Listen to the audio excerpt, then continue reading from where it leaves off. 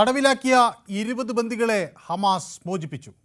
പക്ഷേ ഗാസയിൽ നിന്ന് എന്നേക്കുമായി ഒഴിഞ്ഞു പോകുമോ ഹമാസ്? കടുത്ത സമ്മർദ്ദത്തെ തുടർന്ന് ഗാസയിലെ സമാധാന പദ്ധതി ഹമാസ് അംഗീകരിച്ചെങ്കിലും അവരെ പൂർണ്ണമായി വിശ്വസിക്കാനാകുമോ? ആയുധം താഴെവെക്കാൻ അവർ തയ്യാറാകുമോ? ഒരു സ്വതന്ത്ര പലസ്തീൻ രാഷ്ട്രം സ്ഥാപിക്കുന്നതുവരെ ഇസ്രായേലിനെ ചെറുക്കുമെന്ന് വ്യക്തമാക്കുന്ന 1988 ചാർട്ടറിൽ അവർ ഇപ്പോഴും ഉറച്ചു നിൽക്കുന്നു. ലോക ഭൂപടത്തിൽ നിന്ന് ഇസ്രായേലിനെ തുടച്ചു നീക്കുമെന്ന് അവർ പ്രതിജ്ഞയെടുക്കുന്നു. ആ നിലപാട് മാറും എന്ന് വിശ്വസിക്കാനാകുമോ? ഇപ്പോൾ ഗാസ സിറ്റിയിൽ ഹമാസ് ദുഗ്മുഷ് കുടുംബത്തിലെ സായുധ അംഗങ്ങൾ ഏറ്റുമുട്ടുകയാണ്. രൂക്ഷമായ ആ ഏറ്റുമുട്ടലിൽ 27 പേർ കൊല്ലപ്പെട്ടു. ഗാസ ഇനി ആഭ്യന്തര സംഘർഷത്തിലേക്കാണോ നീങ്ങുന്നത്? ദി പീസ് പ്രസിഡന്റ് എന്ന് സ്വയം വിശേഷിപ്പിക്കുന്ന ഡൊണാൾഡ് ട്രംപിന് ഗാസയിൽ ശാശ്വതമായ സമാധാനം ഉറപ്പിക്കാനാകുമോ? ഹമാസുമായുള്ള ഇസ്രായേലിൻ്റെ യുദ്ധം ഔദ്യോഗികമായി അവസാനിച്ചാൽ ആ ദുരിതഭൂമിയിൽ വീണ്ടും ജീവിതം തളിർക്കുമോ? ന്യൂസ് 18 പൊതുവേദി ഈ വിഷയമാണ് ഇപ്പോൾ ചർച്ച ചെയ്യുന്നത്. എല്ലാവർക്കും പൊതുവേദിയിലേക്ക് സ്വാഗതം.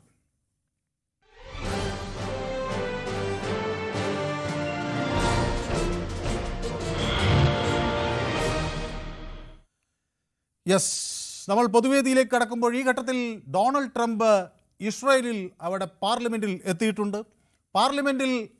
ഇസ്രായേൽ പാർലമെൻറ്റിലെ അംഗങ്ങൾ ഡൊണാൾഡ് ട്രംപിനെ വിശേഷിപ്പിക്കുന്നത്, പ്രത്യേകിച്ച് അവിടുത്തെ സ്പീക്കർ ഒഹാന വിശേഷിപ്പിക്കുന്നത്, ഈ ജൂത ചരിത്രത്തിലെ ഒരു അതികായൻ എന്നാണ്. ദ ജൈൻ്റ് ഓഫ് ജൂ ഹിസ്റ്ററി എന്നാണ് ട്രംപിനെ വിശേഷിപ്പിക്കുന്നത്. ദ പീസ് പ്രസിഡന്റ് എന്ന് ചിലർ വിശേഷിപ്പിക്കുന്നു. എന്നോടൊപ്പം ചേരുന്നത് ശ്രീ ദിവാകരൻ, ഈ യുദ്ധം പര്യവസാനിച്ചു എന്നേറെക്കുറെ ഉറപ്പായി. ഹമാസ് ഇപ്പോൾ ഒരു ആഭ്യന്തര സംഘർഷത്തിലേക്ക് കടക്കുന്നു. സമാധാനം ഗാസയിൽ പുലരുമോ? ഹമാസ് അവിടെ നിന്ന് ഒഴിഞ്ഞു പോകുമോ? അതായത് സാറേ, മനസ്സുരുകി കരിങ്കല്ലോട് കരഞ്ഞാല് കരിങ്കല്ലുരുവില്ല. ആ രീതിയിലായിപ്പോയിന്നത് ഈ ദുഷ്ടം മാറി. ചെയ്യേണ്ട എല്ലാ ദ്രോഹങ്ങളും ചെയ്ത് അവസാന ഘട്ടത്തിൽ എല്ലാം മരിച്ച് കുറെ ബിൽഡിംഗ് എല്ലാം പോയി, എല്ലാം ഭ്രാന്തം. ഇനിയെല്ലാം സൈക്കാട്രിസ്റ്റിനെ കൊണ്ട് ആദ്യം ചികിത്സിപ്പിക്കുക. താങ്കളുടെ അഭിപ്രായം. അപ്പൊ 20 ബന്ദികളെയാണ് മോചിപ്പിച്ചിട്ടുള്ളത്. ഇനി 28 ബന്ദികളുടെ കാര്യം അറിയണം. ട്രംപിന് ആളുകൾ അവിടെ എഴുന്നേറ്റ് നിന്ന് കൈയടിച്ച് വലിയ ആദരവോടുകൂടി ഇസ്രായേൽ പാർലമെൻറ്റ് സ്വീകരിക്കുന്നു. അമേരിക്കൻ പ്രസിഡന്റ് ഡൊണാൾഡ് ട്രംപിന് ഒരു സ്റ്റാൻഡിംഗ് ഒവേഷൻ കൊടുത്താണ് അവിടെ നിയമ നിർമ്മാണ സഭയിൽ അദ്ദേഹത്തിന് അംഗീകാരം നൽകുന്നത്. ഏതായാലും ഇതിന് ശേഷമാണ് ഒരു സമാധാന ചർച്ച, ഉച്ചകോടി അവിടെ നടക്കേണ്ടത്. അതിൽ നെതന്യാഹു പങ്കെടുക്കില്ല, നരേന്ദ്രമോദി പങ്കെടുക്കേണ്ടതായിരുന്നു. പക്ഷേ ഇവിടുന്ന് ഒരു സഹമന്ത്രി അയക്കുന്നു എന്നാണ് നരേന്ദ്രമോദി വ്യക്തമാക്കിയത്. അപ്പോൾ ഇന്ത്യയെ പ്രതിനിധീകരിച്ച് കീർത്തിവർദ്ധൻ സിംഗ് ആണ് പോകുന്നത്. അപ്പോൾ കെനസറ്റിൽ, അതായത് ഈ പാർലമെൻറ്റിൽ, ഇസ്രായേലിൻ്റെ പാർലമെൻറ്റിൽ കെനസറ്റിൽ അവിടെ വലിയൊരു വരവേൽപ്പ് ട്രംപിന് കിട്ടിയിരിക്കുന്നു. ജൂത ചരിത്രത്തിലെ അതികായൻ എന്ന് പറയുന്നു. ഇസ്രായേലിൻ്റെ തെരുവുകളിൽ ആഘോഷം അങ്ങനെ മുഴങ്ങുകയാണ്. ഓക്കെ, എന്നോടൊപ്പം ചേരുന്നത് അബ്ദുൾ അസീസ് ആണ്, മാന്നാറിൽ നിന്ന്. അബ്ദുൾ അസീസ്. ഹലോ. അബ്ദുൾ അസീസ് ഏത് മേഖലയിൽ പ്രവർത്തിക്കുന്ന ആളാണ്? ഞാൻ പൊതുജീവിതത്തിൽ നിന്നൊക്കെ വിരമിച്ച് നിൽക്കുന്ന ഒരു സാധാരണക്കാരൻ, ഒരു വികലാംഗനാണ്. വാർത്തകൾ എന്നും സജീവമായി ശ്രദ്ധിക്കുന്ന ആളാണ്. ഇതില് ഈ സംഭവം 2 വർഷത്തിലധികം നീണ്ടു നിന്ന ഒരു യുദ്ധം ലോക ചരിത്രത്തിൽ ചരിത്രത്തിൽ തന്നെ ഏറ്റവും ഭീകരമായ ഒരു ചെറിയ രാജ്യത്തെ അഭയാർത്ഥികൾക്ക് അഭയം കൊടുത്ത ഒരു രാജ്യമായിരുന്നു പലസ്തീൻ. സ്വന്തം രാജ്യം സൃഷ്ടിക്കാൻ നെതന്യാഹുവിനോ അല്ലെങ്കിൽ ജൂതന്മാർക്കോ സാധിക്കാൻ വേണ്ടി ചെയ്ത അറബി രാജ്യങ്ങളോട് ഏറ്റവും കൂടുതൽ ക്രിസ്ത്യാനികളെ ഒടുക്കിയ ജൂതന്മാർക്ക് അഭയം കൊടുത്ത പലസ്തീൻ ജനതയെ, യാസർ റാഫത്തിനെയൊക്കെ. ഞാൻ ചോദിക്കുന്നത് അതൊക്കെ കഴിഞ്ഞ കഥയാണ്. നമ്മൾ ചർച്ച ചെയ്ത് ഒരുപാട് ഇതാണ്. പാലസ്തീൻ അവർക്ക് അവകാശപ്പെട്ടാണെന്ന് അവരും സമാധാനത്തോടെ ജീവിക്കാനുള്ള അവകാശമാണ് തങ്ങൾക്ക് ആവശ്യമെന്ന് ജൂതന്മാരും ഒക്കെ പറയുന്നു. നമുക്ക് ഈ പഴയ കഥയിൽ ഒക്കെ നമുക്ക് എല്ലാവർക്കും അറിയാം. ഒരുപക്ഷെ നമ്മുടേതായിരുന്ന പല സ്ഥലങ്ങൾ ഇന്ന് മറ്റു പലരുടേതുമാകാം. അപ്പോൾ സ്റ്റാറ്റസ് കോ മെയിൻറ്റെയിൻ ചെയ്യാനേ നമുക്കിന്ന് നിർവാഹമുള്ളൂ. നമ്മുടെ ഇന്ത്യയുടെ കാര്യമെടുത്താലും ഇപ്പോൾ അഫ്ഗാനിസ്ഥാൻ ഉൾപ്പെടുന്ന പ്രദേശമൊക്കെ പണ്ട് ഈ രാജ്യത്തിൻ്റെ ഒരു ചരിത്ര സാംസ്കാരികതയുമായി ചേർത്ത് വയ്ക്കാവുന്നതാണ്. അതൊക്കെ ഇന്ന് മാറിക്കഴിഞ്ഞു. അപ്പോൾ പുതിയ ലോകക്രമത്തിലേക്ക് സ്വയം അംഗീകരിക്കപ്പെട്ട് അതിലേക്ക് മാറുക എന്നല്ലാതെ നമുക്ക് മുന്നിൽ ഇനി പോംവഴികളുണ്ടോ? ഏറ്റവും ഭീകരരായ രണ്ട് ഭരണാധികാരികളാണ് നെതന്യാഹുവും. ഭീകരതയൊക്കെ രണ്ടു വശത്തുമില്ല. ഈ ഹമാസ് എന്ന് പറയുന്നത് വളരെ നല്ലവരാണോ? അല്ല, അത് മോശമാണ്. ഹമാസിന് പ്രോത്സാഹിപ്പിക്കത്തില്ല ഒരിക്കലും. നിരപരാധികളായ ഒരു ജനതയെ വേട്ടയാടുന്ന ഒരു സംഭവത്തിലേക്ക് ഇതുകൊണ്ട് എത്തിച്ചതിന്റെ ഭീകരത വളരെ വലുതാണ്. ഇനി ആ രാജ്യം അവിടുത്തെ കൊച്ചു കുഞ്ഞുങ്ങളെ ഉന്മൂലനം ചെയ്തിട്ട് അവിടുത്തെ അടുത്ത തലമുറകൾ ഉണ്ടാകരുതെന്ന് ആഗ്രഹിച്ച ഒരു ജൂതരുടെ ഒരു മോട്ടിവേഷന്റെ ഭാഗമാണിത്. ഇത് എത്ര കാലം ഇത് നിലനിൽക്കുന്നതാണ്. ഒരു രാജ്യത്ത് ഒരു സംഘടന ആ ജനതയെ നയിക്കേണ്ടത് എങ്ങോട്ടേക്കാണ്? അത് വികസനത്തിലേക്കാണ്, വിദ്യാഭ്യാസത്തിലേക്കാണ്, അതുപോലെ തന്നെ പശ്ചാത്തല സൗകര്യങ്ങളുടെ ഉന്നതിയിലേക്കാണ്. അതിനു പകരം ഈ ദുരിതത്തിലേക്ക് ആ നാടിനെ നയിച്ച ഹമാസിനെ ആ നാടിന്റെ പ്രതിനിധി എന്നൊരിക്കലും അംഗീകരിക്കാൻ പക്ഷെ അവരിപ്പോഴും വിട്ടുപോകുന്നില്ല. അവിടെ വീണ്ടും അവർ അവിടുത്തെ പ്രാദേശിക സായുധ സേനകളുമൊക്കെ ആയി ഏറ്റുമുട്ടലാണ്. ഏറ്റുമുട്ടലില്ലാതെ ഇവർക്ക് വേറൊന്നും അറിയില്ല, അല്ലാതെ പിടിച്ചു നിൽക്കാനും ആകില്ല എന്ന സൂചനയാണോ അത് നൽകുന്നത്? അല്ല, ഭീകരതയെ ഞാൻ എതിർക്കുന്ന ആളാണ്. ഇന്നിപ്പം നടക്കുന്ന എന്താ അഫ്ഗാനിസ്ഥാനിലും പാകിസ്ഥാനിലും അതിനൊന്നും പ്രോത്സാഹിപ്പിക്കുന്ന മനസ്സുകൊണ്ട് പോലും അംഗീകരിക്കുന്ന ഒരാളല്ല ഞാൻ. പക്ഷെ ഒരു നിരാലംബരായ സമൂഹത്തോട് കാണിച്ച ക്രൂരമായ ഒരു പ്രവൃത്തിയോട് ഉള്ള പ്രതികരണമാണ് ഞാൻ ഈ പറഞ്ഞത്. ശരി, ഓക്കെ, യെസ്, ക്ലിയർ ആണ്. അങ്ങയുടെ അഭിപ്രായം വ്യക്തമാണ്. ഏതായാലും ശ്രീ അബ്ദുൾ അസീസ് പൊതുരംഗത്ത് പ്രവർത്തിച്ച ഒരാളാണെന്ന് വ്യക്തമാക്കുകയും ഒക്കെ ചെയ്തു. അപ്പോൾ നമ്മുടെ അടുത്ത പ്രേക്ഷകൻ ശ്രീ ബിനോയ് ആണ്, കൊല്ലത്ത് നിന്ന്. ശ്രീ ബിനോയ്. നമസ്കാരം. ബിനോയ്, ഇവിടെ ദ പീസ് പ്രസിഡന്റ് എന്നാണ് ട്രംപ് പറയുന്നത്. ഒരു വിജയം ട്രംപിന് അവകാശപ്പെട്ടുകൂടെ? 8 യുദ്ധങ്ങൾ താൻ നിർത്തി എന്ന അവകാശവാദം, ഇനിയിപ്പോൾ പാകിസ്ഥാനും അഫ്ഗാനിസ്ഥാനും തമ്മിലുള്ള ഒരു യുദ്ധം പോലും താൻ ഇതാ നിർത്താൻ പോകുന്നു എന്ന് പറഞ്ഞൊക്കെയാണ് ട്രംപ് ഇറങ്ങുന്നത്. ദ പീസ് പ്രസിഡന്റ് എന്ന ടൈറ്റിൽ ട്രംപിന് ചേരുന്നതാണോ? അല്ല, ടൈറ്റില് ട്രംപിന് ചേരത്തില്ല. കാരണം ട്രംപാണ് ഇത്രയും ദിവസം ഇത്രയും നാള് ഈ നെതന്യാഹുവിനെ ഈ പിന്തുണമായി, അതായത് അദ്ദേഹത്തിന്റെ മൗനാനുവാദം, ട്രംപിന്റെ മൗനാനുവാദവും സമ്മതവും ഉണ്ടായിരുന്നു. ഈ പ്രശ്നങ്ങൾ ഇത്രയും വഷളാക്കിയത് അദ്ദേഹമാണ്, പിന്നെ ഇത് ശരിയാക്കിയെന്ന് പോയപ്പോൾ ഞാൻ പറയാം, കൈവിട്ടുപോയി. ലോക രാജ്യങ്ങളെല്ലാം ഒറ്റക്കെട്ടായി നിന്ന് ശക്തമായി ഈ യുദ്ധത്തെ എതിർത്തപ്പോൾ ട്രംപിന് നിലനിൽപ്പില്ല. ആ നിലനിൽപ്പില്ലാതെ വന്നപ്പോൾ അദ്ദേഹം സത്യത്തിൽ ഇടപെട്ടു. ഇത് ശരിയല്ല, ഇത് നമുക്ക് അവസാനിപ്പിക്കണമെന്ന് പറഞ്ഞ് അദ്ദേഹത്തിന് നിരന്തരമായി ശല്യപ്പെടുത്തിയതിന്റെ അടിസ്ഥാനത്തിലാണ് ഈജിപ്തിൽ നടന്ന ഒരു ചോടി. പക്ഷെ എനിക്കതിനകത്ത് പറയാനുള്ളത്, ഇന്ത്യ ആ ഉച്ചകോടിയിൽ ഇന്ത്യൻ പ്രധാനമന്ത്രിയെയും വിളിച്ചിരുന്നു. പക്ഷെ നമ്മളുടെ പ്രധാനമന്ത്രി പോയില്ല. നമ്മളുടെ രാജ്യം ഇതിനകത്തെടുത്ത നിലപാട് നമ്മൾ ഒരു പ്രതിനിധി അയച്ചു, ഇവിടുന്ന് ഒരു വിദേശകാര്യ സഹമന്ത്രി അയച്ചു. അല്ല, അവിടെ ഇപ്പൊ ലോകരാഷ്ട്ര തലവന്മാർ ഒത്തുകൂടുമ്പോഴും അദ്ദേഹം അവിടെ പോകണമെന്ന് നമുക്ക് പെട്ടെന്ന് ഇവിടുത്തെ പരിപാടികളെല്ലാം പോകണം എന്ന് വാശി പിടിക്കാനാവില്ല. കാരണം അദ്ദേഹം അതിന് അധ്യക്ഷത വഹിക്കുന്നത് ട്രംപാണ്. സഹ അധ്യക്ഷൻ ഈജിപ്തിലെ അൽസിസിയാണ്. അപ്പോൾ അവിടെ ഒരു കാഴ്ചക്കാരനായി പോയിരിക്കാൻ അല്ലെങ്കിൽ തൻ്റെ സന്ദേശം അവിടെ എത്തിക്കാൻ മറ്റൊരു സഹമന്ത്രി അയച്ച പോരെ? അതല്ല, ഇന്ത്യയുടെ നിലപാട് ജ്ഞാനവും മനുവും ഉൾക്കൊള്ളുന്ന ഇന്ത്യ എന്ന് പറയുന്ന മഹാരാജ്യത്തിന്റെ നിലപാട് അവ്യക്തമായിരുന്നു, വ്യക്തതയില്ലായിരുന്നു. 100% വ്യക്തതയില്ലായിരുന്നു. നമ്മൾ ലാസ്റ്റ് പറഞ്ഞ് പലസ്തീനൊപ്പമാണെങ്കിലും സഹവാസവും ചർച്ചയും ഒക്കെ ഇസ്രായേലുമായിട്ടായിരുന്നു, നെതന്യാഹുവുമായിട്ടായിരുന്നു എന്നാണ് പൊതുവായിട്ടുള്ള ലോക മാധ്യമങ്ങളിലൂടെ ഇസ്രായേലുമായി വല്ലാതെ അങ്ങ് അടുത്തു എന്നാണ് ആക്ഷേപം. വല്ലാതെ അടുത്തുന്നല്ല, അതിലൊരു ഇരട്ടത്താപ്പ് ഉണ്ടായിരുന്നു. ഇന്ത്യയുടെ നിലപാട് സംശയം ജനിപ്പിക്കാൻ അത് വഴിവെച്ചു. അത് കഴിഞ്ഞില്ല. പക്ഷെ ഇന്ത്യയിലെ 150 കോടി ജനങ്ങളിൽ കുറച്ച് ആളുകൾക്കെങ്കിലും ഭൂരിപക്ഷം ആളുകൾക്കെങ്കിലും അത് മനസ്സിലായിട്ടുണ്ട്. പക്ഷെ ഇപ്പോൾ ഈ 42 ദിവസത്തേക്കാണ് ഈ വെടിനിർത്തൽ കരാർ അവര് അതിലോട്ടും കൂടി വരാം. സമാധാനം എങ്ങനെ ഉണ്ടായെന്ന് പറയാം. ഈ 42 ദിവസത്തേക്കാണ് വെടിനിർത്തൽ ഉണ്ടാക്കി വെച്ചത്. ഇപ്പൊ മനു തുടക്കത്തിൽ പറഞ്ഞു 1982 ആവർത്തിക്കണമെന്ന് പറഞ്ഞു. എന്താണ് 1982 എന്ന് മനുവിനെ അറിയാമെന്ന് തോന്നുന്നു. കാരണം 82 അവിടെ ജോർദാൻ രാജാവ് ഹുസൈൻ, ജോർദാന്റെ എല്ലാ ഉടമ്പടിയും അവരുടെ എല്ലാം ഈ നമ്മുടെ വെസ്റ്റ് ബാങ്കില് അവർ അധികാരം സ്ഥാപിച്ചിരുന്നു. പക്ഷെ അവര് ഈ വെസ്റ്റ് ബാങ്കിലുള്ള 1988 പലസ്തീൻ പറഞ്ഞ ഒരു സാധനമുണ്ട്, ജോർദാൻ ഇവിടെ വിട്ടു പോകണം, ഞങ്ങളെ ആക്രമിക്കരുതെന്നൊക്കെ പറഞ്ഞാണ് ആ 88 യുദ്ധം അവസാനിപ്പിക്കുമ്പോൾ സ്വയമേ ജോർദാൻ 1988 ഹുസൈൻ രാജാവ് പറഞ്ഞു, നിങ്ങളുമായിട്ടുള്ള ഇനി ഒരു സ്ഥലവോ നിങ്ങളുടേതായിട്ടുള്ള ഒരു ആവശ്യങ്ങളോ ഒന്നുമില്ലെന്ന് പറഞ്ഞു സ്വയമായിട്ട് പലസ്തീൻ രാജ്യം അവർക്ക് കൊടുത്ത് 88 അവരിറങ്ങി. അല്ല 88 ഞാൻ പറഞ്ഞത് ഇതല്ല, അതായത് 88 ചാർട്ടർ എന്ന് ഹമാസ് ചാർട്ടർ, അതൊരു ആ ഒരു നിലപാടിനോട് Hamas charter of 1988 Islamic resistance movement എന്ന നിലയിൽ അവർ പബ്ലിഷ് ചെയ്ത ഓഗസ്റ്റ് 18 ആ 1988 ആ ചാർട്ടറിൻ്റെ നിലപാടുകളിൽ ഉറച്ചു നിൽക്കുന്നു എന്നാണ് ഞാൻ പറഞ്ഞത്. ഓക്കെ, ഏതായാലും ഞാൻ അതിലേക്കൊക്കെ കടക്കാൻ നമുക്ക് സമയമില്ലാത്തതുകൊണ്ടാണ് ബഷീർ എന്നോട് ചേർന്ന് കണ്ണൂരിൽ നിന്ന് സമയമില്ലാത്തതുകൊണ്ടാണ്. ഓക്കെ, കുറേ പേർ കാത്തു നിൽക്കുന്നത്, ഞങ്ങൾക്ക് ധാരാളം സമയം കിട്ടിയെന്നാണ് ഞാൻ വിചാരിക്കുന്നത്. ഏതായാലും ബഷീർ കണ്ണൂരിൽ നിന്നാണ് ചേരുന്നത്. ബഷീർ പറയൂ, ഞാൻ കേൾക്കുന്നുണ്ട്. ശ്രീ ബഷീർ കണ്ണൂർ എവിടെ നിന്നാണ് വിളിക്കുന്നത്? ഞാൻ തളിപ്പറമ്പ് വിളിക്കുന്നത്. തളിപ്പറമ്പ് എന്നാണ്. അപ്പോൾ ഞാൻ ചോദിക്കുന്നത് ശ്രീ ബഷീർ, ഇപ്പോൾ സമാധാനത്തിൻ്റെ ഒരു പാത തുറന്നു എന്നാണ് ലോകം വിശ്വസിക്കുന്നത്. ഈ രാഷ്ട്രത്തലവന്മാർ അങ്ങോട്ടേക്ക് നീങ്ങുന്നു. പക്ഷെ അവിടെ ആഭ്യന്തര യുദ്ധം തുടങ്ങുകയാണ്. അങ്ങേയറ്റത്തെ താറുമാറായി നിൽക്കുന്ന ഒരു പ്രദേശത്തേക്ക് പലായനം ചെയ്തു പോയ ജനത തിരിച്ചു വരികയാണ്. അവർ വീണ്ടും ഇവിടെ ജീവിതം കരുപ്പിടിപ്പിക്കാനാകുമോ എന്ന പ്രതീക്ഷയിൽ വരുമ്പോൾ അവിടെ സായുധ സംഘങ്ങൾ ഏറ്റുമുട്ടുകയാണ്. ഇത് എന്തിലേക്ക് നയിക്കും ഗാസയെ? അവിടെ പൂർണ്ണമായൊരു സമാധാനം നമുക്ക് പ്രതീക്ഷിക്കാനാകുമോ? ഇത് നമ്മളിപ്പോ ഈ ഫലസ്തീനെ കുറിച്ച് പറയുമ്പോ നമ്മൾ ഈ 50 കൊല്ലം 100 കൊല്ലം മുമ്പുള്ള കഥയൊന്നും പറഞ്ഞിട്ട് കാര്യമില്ല.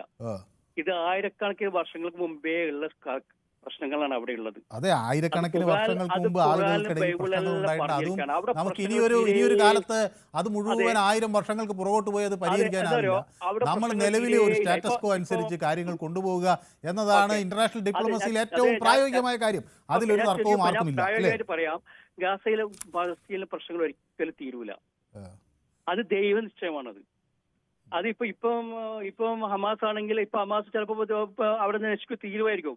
പക്ഷെ അടുത്ത ഹമാസിന് പകരം വേറൊരു സംഘടന വരും. അപ്പൊ ഇത് ശാശ്വതമായ ഒരു പ്രശ്നമായ ഒരു തലവേദനയെ അപ്പൊ അങ്ങ് ഒരു അർത്ഥത്തിൽ ഇത് തന്നെയാണ് നെതന്യാഹുവും പറയുന്നത്. കാരണം ഇവർക്ക് ഇത് കൊടുക്കുന്നതോടും നെതന്യാഹുവും ട്രംപിലെ വെറും ഒരു നിമിത്തം മാത്രമാണ്. അതിൽ വെറും പുഴുക്കളാണ് അവരെല്ലാം. ഇതൊന്നും ഒരു കാര്യമില്ല. നമ്മൾ വെറുതെ ചർച്ച ചെയ്ത് സമയം കളയാന്നേ ഉള്ളൂ. ഇപ്പൊ ഫലസ്തീനിലെ പ്രശ്നങ്ങൾ ഒരിക്കലും തീരുവില്ല. അത് ലോകാവസാനം വരെ ഉണ്ടാവും. അത് ശരി, വ്യക്തമാണ്. അപ്പോൾ ശോഭ എന്നോടൊപ്പം യൂട്യൂബിൽ ചേർന്നിട്ടുണ്ട്. നമസ്കാരം എന്ന് പറയുന്നു സാർ. അപ്പോൾ നമസ്കാരം ശോഭ. അപ്പോൾ ശോഭ നമുക്കൊപ്പം ചേർന്നിട്ടുണ്ട്. അരുന്ധതി നമസ്കാരം എന്ന് പറയുന്നുണ്ട്. ഗ്ലാഡിയേറ്റർ എന്നോടൊപ്പം ചേർന്നിട്ടുണ്ട്. ഹമാസ് നന്നാവാൻ സാധ്യത കുറവാണെന്നാണ് ഗ്ലാഡിയേറ്റർ പറയുന്നത്. അബ്ദുൾ അസീസിനെ അംഗീകരിക്കുന്നില്ല ഷിജു. അപ്പോൾ നമ്മുടെ ഒപ്പം കുറച്ച് പേരൊക്കെ അങ്ങനെ ചേർന്നിട്ടുണ്ട്. അപ്പോൾ എന്നോടൊപ്പം അടുത്ത പ്രേക്ഷകൻ എന്നോടൊപ്പം ചേരുന്നത് ബാലകൃഷ്ണൻ വടകരയാണ്. ശ്രീ ബാലകൃഷ്ണൻ വടകര, വളരെ ചുരുങ്ങിയ വാക്കുകളിൽ ഈ ട്രംപ് ഇപ്പോൾ അവിടെ ഇസ്രായേലിൽ അവിടുത്തെ നിയമനിർമ്മാണ സഭയെ അല്ലെങ്കിൽ പാർലമെൻറ്റിനെ അഭിസംബോധന ചെയ്യാൻ പോവുകയാണ്. ട്രംപ് സമാധാനം കൊണ്ടുവരുമെന്ന പ്രതീക്ഷയാണ് ആ നാടിനുണ്ടായത് എന്നല്ലേ ഇപ്പോൾ വ്യക്തമാകുന്നത്? സാർ, ഇന്ന് ഞാൻ വിളിക്കാൻ വിചാരിച്ചതല്ല. കാരണം ഇന്ന് ഈ വിഷയത്തിൽ എനിക്ക് കൂടുതലൊന്നും പ്രതികരിക്കാനില്ല. പക്ഷേ പ്രധാനമന്ത്രി നരേന്ദ്ര മോദി അവിടെ പങ്കെടുത്തില്ല എന്നുള്ള പരാതി ഇതിൽ ഉയർന്നു കേട്ടത് കൊണ്ടാണ് ശക്തമായിട്ടൊരു പ്രതിനിധിയെ അവിടെ അയച്ചിട്ടുണ്ട്. അവിടെ അധ്യക്ഷം വഹിക്കുന്നത് ആരാ? അവിടെ പ്രധാന ഇന്ത്യയുടെ ഒരു പ്രതിനിധി മാത്രമേ ആവശ്യമുള്ളൂ.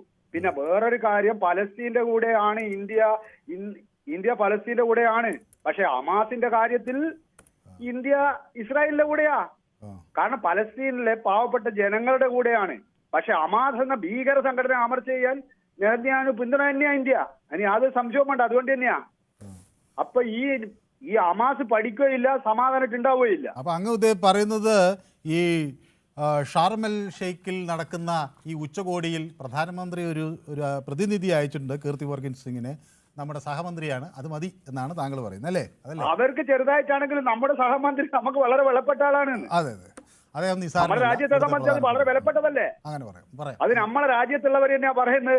പ്രതിനിധി അയച്ചത് പ്രതിനിധി ഇവിടുത്തെ ജനങ്ങളാൽ തെരഞ്ഞെടുക്കപ്പെട്ട ഒരു പ്രതിനിധി, അത് മന്ത്രിയല്ല അദ്ദേഹം. അല്ലാതെ വെറും അവയിൽ നടക്കുന്ന ഒരാളെയാറ്റോ അയച്ചത്. ഇന്ത്യൻ പാർലമെന്റിൽ ഇരിക്കുന്ന, ഇന്ത്യൻ ക്യാബിനറ്റിൽ ഇവയിൽ ഇരിക്കുന്ന ഒരാളെയല്ലേ അയച്ചിരിക്കുന്നത്. അതത്ര നിസാരമായിട്ട് കാണുന്നുണ്ടെങ്കിൽ അവർ രാജ്യത്തെ അംഗീകരിക്കാതെ അവരാ നിസാരമായിട്ട് കാണുന്നത്. ശരി, ഹമാസ് അല്ല അത് അങ്ങനെ നന്നായി രാജ്യത്തെ അംഗീകരിക്കാത്തതുകൊണ്ടല്ല, ഉണ്ടാവില്ല. കുറെ കൂടി ശക്തമായ ഒരു സന്ദേശം പ്രധാനമന്ത്രി പോയിരുന്നെങ്കിൽ നൽകുമായിരുന്നു എന്ന് പറയുന്നവരോട് എന്താണ് പറയാനുള്ളത്? പ്രധാനമന്ത്രി എപ്പോ ശക്തമായ സന്ദേശം തന്നെ കൊടുത്തിട്ടില്ലേ? ഓക്കെ, ശരി, ഓക്കെ, ഏത് വ്യക്തമാണ്. സമയത്ത് കൊടുക്കും? അപ്പൊ നാളെയും കൊടുക്കും, ഓക്കെ, ഇന്നലെയും വ്യക്തമാണ്. കൊടുത്തിട്ടുണ്ട്. കുഞ്ഞഹമ്മദ് എന്നോട് ഇപ്പം വിളിക്കുന്നത് മലപ്പുറത്തു നിന്നാണ്. ശ്രീ കുഞ്ഞഹമ്മദ്, കുഞ്ഞു മുഹമ്മദ്, ശ്രീ കുഞ്ഞു മുഹമ്മദ്. ഹലോ, ശ്രീ കുഞ്ഞു മുഹമ്മദ് എവിടുന്നാണ് വിളിക്കുന്നത്? മലപ്പുറത്ത് നിന്ന്. അതെനിക്ക് മനസ്സിലായി, മലപ്പുറത്ത് എവിടെ? ഹലോ ഹലോ കേൾക്കുന്നു. മലപ്പുറത്ത് ഏത് താലൂക്കിൽ നിന്ന്, ഏത് സ്ഥലത്തു നിന്നാണ് വിളിക്കുന്നത്? മലപ്പുറം. എനിക്ക് തോന്നുന്നു അദ്ദേഹത്തിന് ഞാൻ പറയുന്നത് കേൾക്കുന്നില്ലെന്ന് തോന്നുന്നു, അല്ലേ? ഓക്കെ, ഞാൻ അങ്ങയിലേക്ക് വരാം. എനിക്ക് എന്തോന്നാ ശ്രീ ബാലചന്ദ്രൻ യു പിയിൽ നിന്ന് വിളിക്കുന്നുണ്ട്. ഞാൻ ശ്രീ ബാലചന്ദ്രൻ ഒരു ദിവസം യു പിയിലെ ഒരു വിഷയം നമ്മൾ എടുത്തു കേട്ടോ. അവിടെ വലിയ പ്രശ്നമൊക്കെ ഉണ്ടായല്ലോ. പക്ഷേ ഞാൻ അന്ന് വിചാരിച്ചു ശ്രീ ബാലചന്ദ്രൻ വിളിക്കുന്നു. അപ്പോൾ കുറേ ദിവസം ശ്രീ ബാലചന്ദ്രൻ തിരക്കിലായിരുന്നു. ശ്രീ ബാലചന്ദ്രൻ, നമസ്കാരം. നമസ്കാരം. നമസ്കാരം. കുറെ ദിവസമായി ഒന്ന് കണ്ടിട്ട് വർത്തമാനം പറഞ്ഞു. കുറേ തിരക്കിലായിരുന്നു. തിരക്ക് എന്ന് പറഞ്ഞപ്പോൾ ഇന്റർനെറ്റ് കട്ടാക്കി വെച്ചേക്കായിരുന്നു. അവിടെ പ്രശ്നങ്ങളൊക്കെ ഉണ്ടായതുകൊണ്ട് ഇന്റർനെറ്റ് ഒന്നും കിട്ടുന്നില്ല അല്ലേ? പ്രശ്നങ്ങൾ ഒന്നും നമുക്കറിയാൻ പറ്റുന്നില്ല. നാട്ടിൽ നിന്ന് ആളുകൾ ഫോൺ വിളിച്ച് ഇങ്ങോട്ട് ചോദിക്കുന്നത് എന്താ പ്രശ്നമെന്ന്. നമ്മൾ പറഞ്ഞ എന്തൊക്കെയോ പ്രശ്നം നടക്കുന്നുണ്ട്, ഒന്നും അറിയില്ല. അത് ശരി. അപ്പോൾ അവിടെ ഈ ഒരു വർഗീയ സംഘർഷം ഉണ്ടാകും എന്നുള്ളൊരു ഭയം ഉണ്ടായിരുന്നു. അപ്പോൾ സർക്കാർ പല നിയന്ത്രണങ്ങൾ ഏർപ്പെടുത്തിയെന്ന് എനിക്ക് തോന്നുന്നു. അതോ അത് അനാവശ്യമായ നിയന്ത്രണമായിരുന്നോ? അനാവശ്യമായിട്ടുള്ള നിയന്ത്രണമാണ്. അതെ. അപ്പോൾ ഏതായാലും ഇപ്പം ഇന്റർനെറ്റ് ഒക്കെ തിരിച്ചു കിട്ടിയല്ലോ.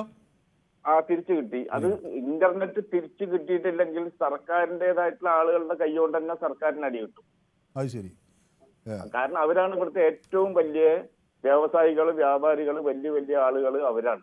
ഇന്റർനെറ്റ് കംപ്ലീറ്റ് ഡൗൺ ആവും. പോയാൽ അവരെ എല്ലാം അത് ബാധിക്കും. സർക്കാരിനെ ബാധിക്കില്ല, നശിക്കും. അവര് നശിക്കും. ഒരു 2 ആഴ്ച കൂടി ഇന്റർനെറ്റ് ബന്ധാക്കി കഴിഞ്ഞാൽ പിന്നീട് യു പിയിൽ BJP തന്നെ ഇല്ലാണ്ടായിരുന്നു വരാം. കാരണം വേറെ എല്ലാ കളികളും പോലെയല്ല ഇത്. ബാങ്കിങ്, പോസ്റ്റ് ഓഫീസ് എല്ലാം ബന്ധാവുമല്ലോ. ഓക്കെ, ഞാൻ ചോദിക്കുന്നത് ഇപ്പൊ ഈ ഗാസയിലെ പ്രശ്നങ്ങളൊക്കെ അറിഞ്ഞല്ലോ. അവിടെ സമാധാനം വരുന്നു, ചർച്ചകൾ വരുന്നു. ഇപ്പോൾ ട്രംപ് അവിടെ എത്തിയിട്ടുണ്ട്, ഇസ്രായേലിൽ എത്തിയിട്ടുണ്ട്. വൈകാതെ അദ്ദേഹം ഈജിപ്തിലേക്ക് തിരിക്കും. അബ്ദുൽ ഫത്താ അൽ സിസിയുമായി അദ്ദേഹം കൂടിക്കാഴ്ച നടത്തും. അവിടെ രണ്ടുപേരും യോഗം ചേരും. ലോകരാഷ്ട്രങ്ങളുടെ തലവന്മാർ യോഗത്തിൽ പങ്കെടുക്കും. പീസ് പ്രസിഡൻ്റായി ട്രംപ് വരുമോ? എന്താണ് അവിടെ ഗാസയിൽ സമാധാനം കൊണ്ടുവരാൻ, ഈ ഹമാസിൻ്റെ പ്രശ്നങ്ങൾ പൂർണ്ണമായി പരിഹരിക്കാൻ ഇനി ട്രംപ് ഒരു വെല്ലുവിളിയെ അത് ഏറ്റെടുക്കേണ്ടി വരുമോ? ഈ ഒരു വെല്ലുവിളിയൊന്നും ട്രംപ് ഏറ്റെടുക്കേണ്ട ആവശ്യമില്ല. ട്രംപ് എന്ന് മാത്രമല്ല, ഇപ്പൊ ബ്രിട്ടൻ ആണെച്ചാലും ചൈന ആണെച്ചാലും റഷ്യ ആണെങ്കിലും ആരാണെങ്കിലും ആയുധ കച്ചവടക്കാര് ഇനി മുതൽ ഞങ്ങൾ ആയുധം കച്ചവടം ചെയ്യില്ല എന്ന് തീരുമാനിച്ചു കഴിഞ്ഞാൽ അവിടെ തീരും പ്രശ്നങ്ങൾ. അല്ല, അതിപ്പോ ഇസ്രായേലിന് ഇപ്പൊ അമേരിക്കൻ ആയുധങ്ങൾ മുഴുവനെ വേണമെന്നില്ലല്ലോ. അവര് സ്വന്തമായ ആയുധം ഉണ്ടാക്കുന്ന ഒരു വലിയ കേന്ദ്രമല്ലേ? നല്ല സപ്പോർട്ട്, വെള്ളിത്തളികയിലുള്ള പോലെ സപ്പോർട്ട് താങ്ങി പിടിച്ച് നടക്കുന്ന ഒരു പ്രസിഡന്റ്, അമേരിക്കൻ പ്രസിഡന്റ് ഉള്ളപ്പോ ഇസ്രായേലിന് ഇനി വേറെന്തിനാ ആയുധം? അല്ല, പക്ഷെ അത് ഹമാസിനുണ്ട്. അവരും ആ ഗാസയിൽ നിന്നല്ലല്ലോ, അവർക്ക് ആയുധവും പണവും തുറന്നു ഉണ്ടാക്കാനുള്ള ഇതൊക്കെ പുറത്തുനിന്നല്ലേ വരുന്നത്. അതിന് മനുഭായി ഞാൻ പറഞ്ഞത്, ഈ ആരൊക്കെ ആയുധങ്ങൾ ഉണ്ടാക്കണോ, വാളെടുത്തവൻ വാളാൽ. ആരൊക്കെ ആയുധങ്ങൾ ഉണ്ടാക്കി പരിപാടികൾ നടത്തണോ, ആയുധങ്ങൾ ഇല്ലാണ്ട് മനുഷ്യന് ജീവിക്കണമെങ്കിൽ ഇതിപ്പോ എത്ര ഈ മെയിൻ ആളുകൾ, അധികാരികൾ മരിക്കുന്നുണ്ട്. ഇതില് മരിക്കണത് കംപ്ലീറ്റ് സാധാരണക്കാരാണ് മരിക്കണത്. അല്ലെങ്കിൽ ഇപ്പൊ ഇവിടുത്തെ ഒരു 67,000 മനുഷ്യർ, അതിൽ 20,000-ഓളം കുട്ടികൾ ആണ് മരിച്ചത്. അതാണ്, കുട്ടികളാണ് മെയിൻ. നാളത്തെ തലമുറ ഒന്നും അറിയാതെ ചെറിയ ചെറിയ കുട്ടികൾ. ഇവർക്ക് നേതാക്കന്മാരുടെ നേരെ വൈരാഗ്യം ഉണ്ടെങ്കിൽ ഒരു ഞാൻ ചോദിക്കുന്നത് ശ്രീ ബാലചന്ദ്രൻ, അതൊക്കെ ഇപ്പൊ നമ്മൾ പഴയ കഥയാണ്. ഇനി ഇപ്പോൾ ഹമാസിൽ ഒരു പീസ് ബോർഡ് വന്ന് അവിടെ ഒരു സമാധാന ഭരണകൂടം വന്ന് അങ്ങനെ പോകുമോ? അതോ ഇപ്പോഴേ തുടങ്ങി ഹമാസും അവിടുത്തെ ചില പ്രാദേശിക സായുധ സംഘങ്ങളും തമ്മിൽ ഏറ്റുമുട്ടാൻ തുടങ്ങി? അപ്പോൾ ഒരു ആഭ്യന്തര കലാപത്തിൻ്റെ ഘട്ടത്തിൽ ഇതിങ്ങനെ വരുമോ? ഹമാസ് അവിടെ നിന്ന് പൂർണ്ണമായി ഒഴിഞ്ഞു പോകുമോ? ആയുധം താഴെ വയ്ക്കുമോ? എന്താ അങ്ങേക്ക് തോന്നുന്നത്? ഇതൊരു നാടകമാണ്. ഒരിക്കലും സമാധാനം ഉണ്ടാവില്ല. കാരണം നാടകമാണിത്. കുറച്ച് കഴിഞ്ഞാൽ ഒരു ഇന്റർവെല്, 10 ദിവസം വെടി നിർത്തല്. തീർക്കണതാണെങ്കിൽ ശത്രു ആണെങ്കിൽ അതിനെ തീർക്കണം. അതിപ്പോ ഏത് ശത്രു രാഷ്ട്രമാണെങ്കിലും തീർക്കാൻ പറ്റിച്ച തീർക്കണം, നാളേക്ക് വെക്കണ്ടല്ലോ. ഇത് 60 കൊല്ലം 100 കൊല്ലം 1000 കൊല്ലമൊക്കെ ഈ ശത്രുവിനെ വെച്ചിട്ട് പോരാടാൻ കഴിച്ചാൽ ശത്രുവിനെ അവസാനിപ്പിച്ചാൽ ശത്രു ഇല്ലല്ലോ. അല്ല, പക്ഷെ ശത്രു അങ്ങനെ ദുർബലനല്ലോ അയാൾ, ശത്രുവും തിരിച്ചടിക്കുമല്ലോ. അപ്പൊ അത് അങ്ങോട്ടും ഇങ്ങോട്ടും ഒരു ഫൈറ്റ് അല്ലേ? ആ തിരിച്ചടിക്കുന്ന ഇവർ രണ്ടാൾക്കാരും പിന്നെ എന്തിനാ വെടി നിർത്തണ്? ശരി, അപ്പൊ ഏതായാലും അങ്ങയുടെ അഭിപ്രായം വ്യക്തമാണ്. അപ്പൊ അവിടെ ഈ ഇത് ആഘോഷമൊക്കെ ഗംഭീരമായി കാണുമല്ലോ അല്ലേ? ഞാൻ അതൊക്കെ ചോദിക്കാൻ വിട്ടുപോയി. അതല്ലേ മെയിൻ. ഇത് ഇന്റർനെറ്റ് ഓപ്പൺ ആയത് ആഘോഷം കാരണമാണ്. ദീപാവലി, ദസറ നല്ല കച്ചവടം നടക്കുന്ന സമയമാണ്. ബസാർ കംപ്ലീറ്റ് ബന്ധാ പോയി. അപ്പൊ ദീപാവലിയൊക്കെ ആഘോഷിക്കാനുള്ള വലിയ നീക്കം നടക്കുകയാണ് അവിടെ അല്ലേ?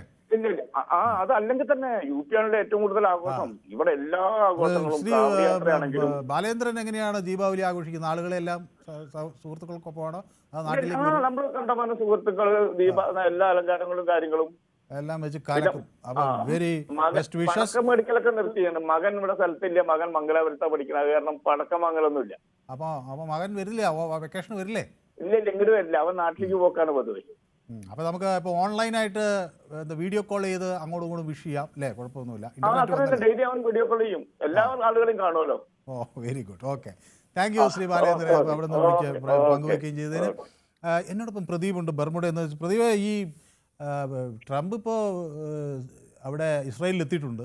വൈകാതെ അദ്ദേഹം പാർലമെൻറ്റ് അഭിസംബോധനയും ഈജിപ്തിലേക്ക് പോകും. അവിടെ ചർച്ചകൾ നടക്കും, സമാധാനം വരും, ഗാസയുടെ പുനർനിർമ്മാണം സാധ്യമാകും എന്നൊക്കെയുള്ള വലിയ പ്രതീക്ഷയാണ്.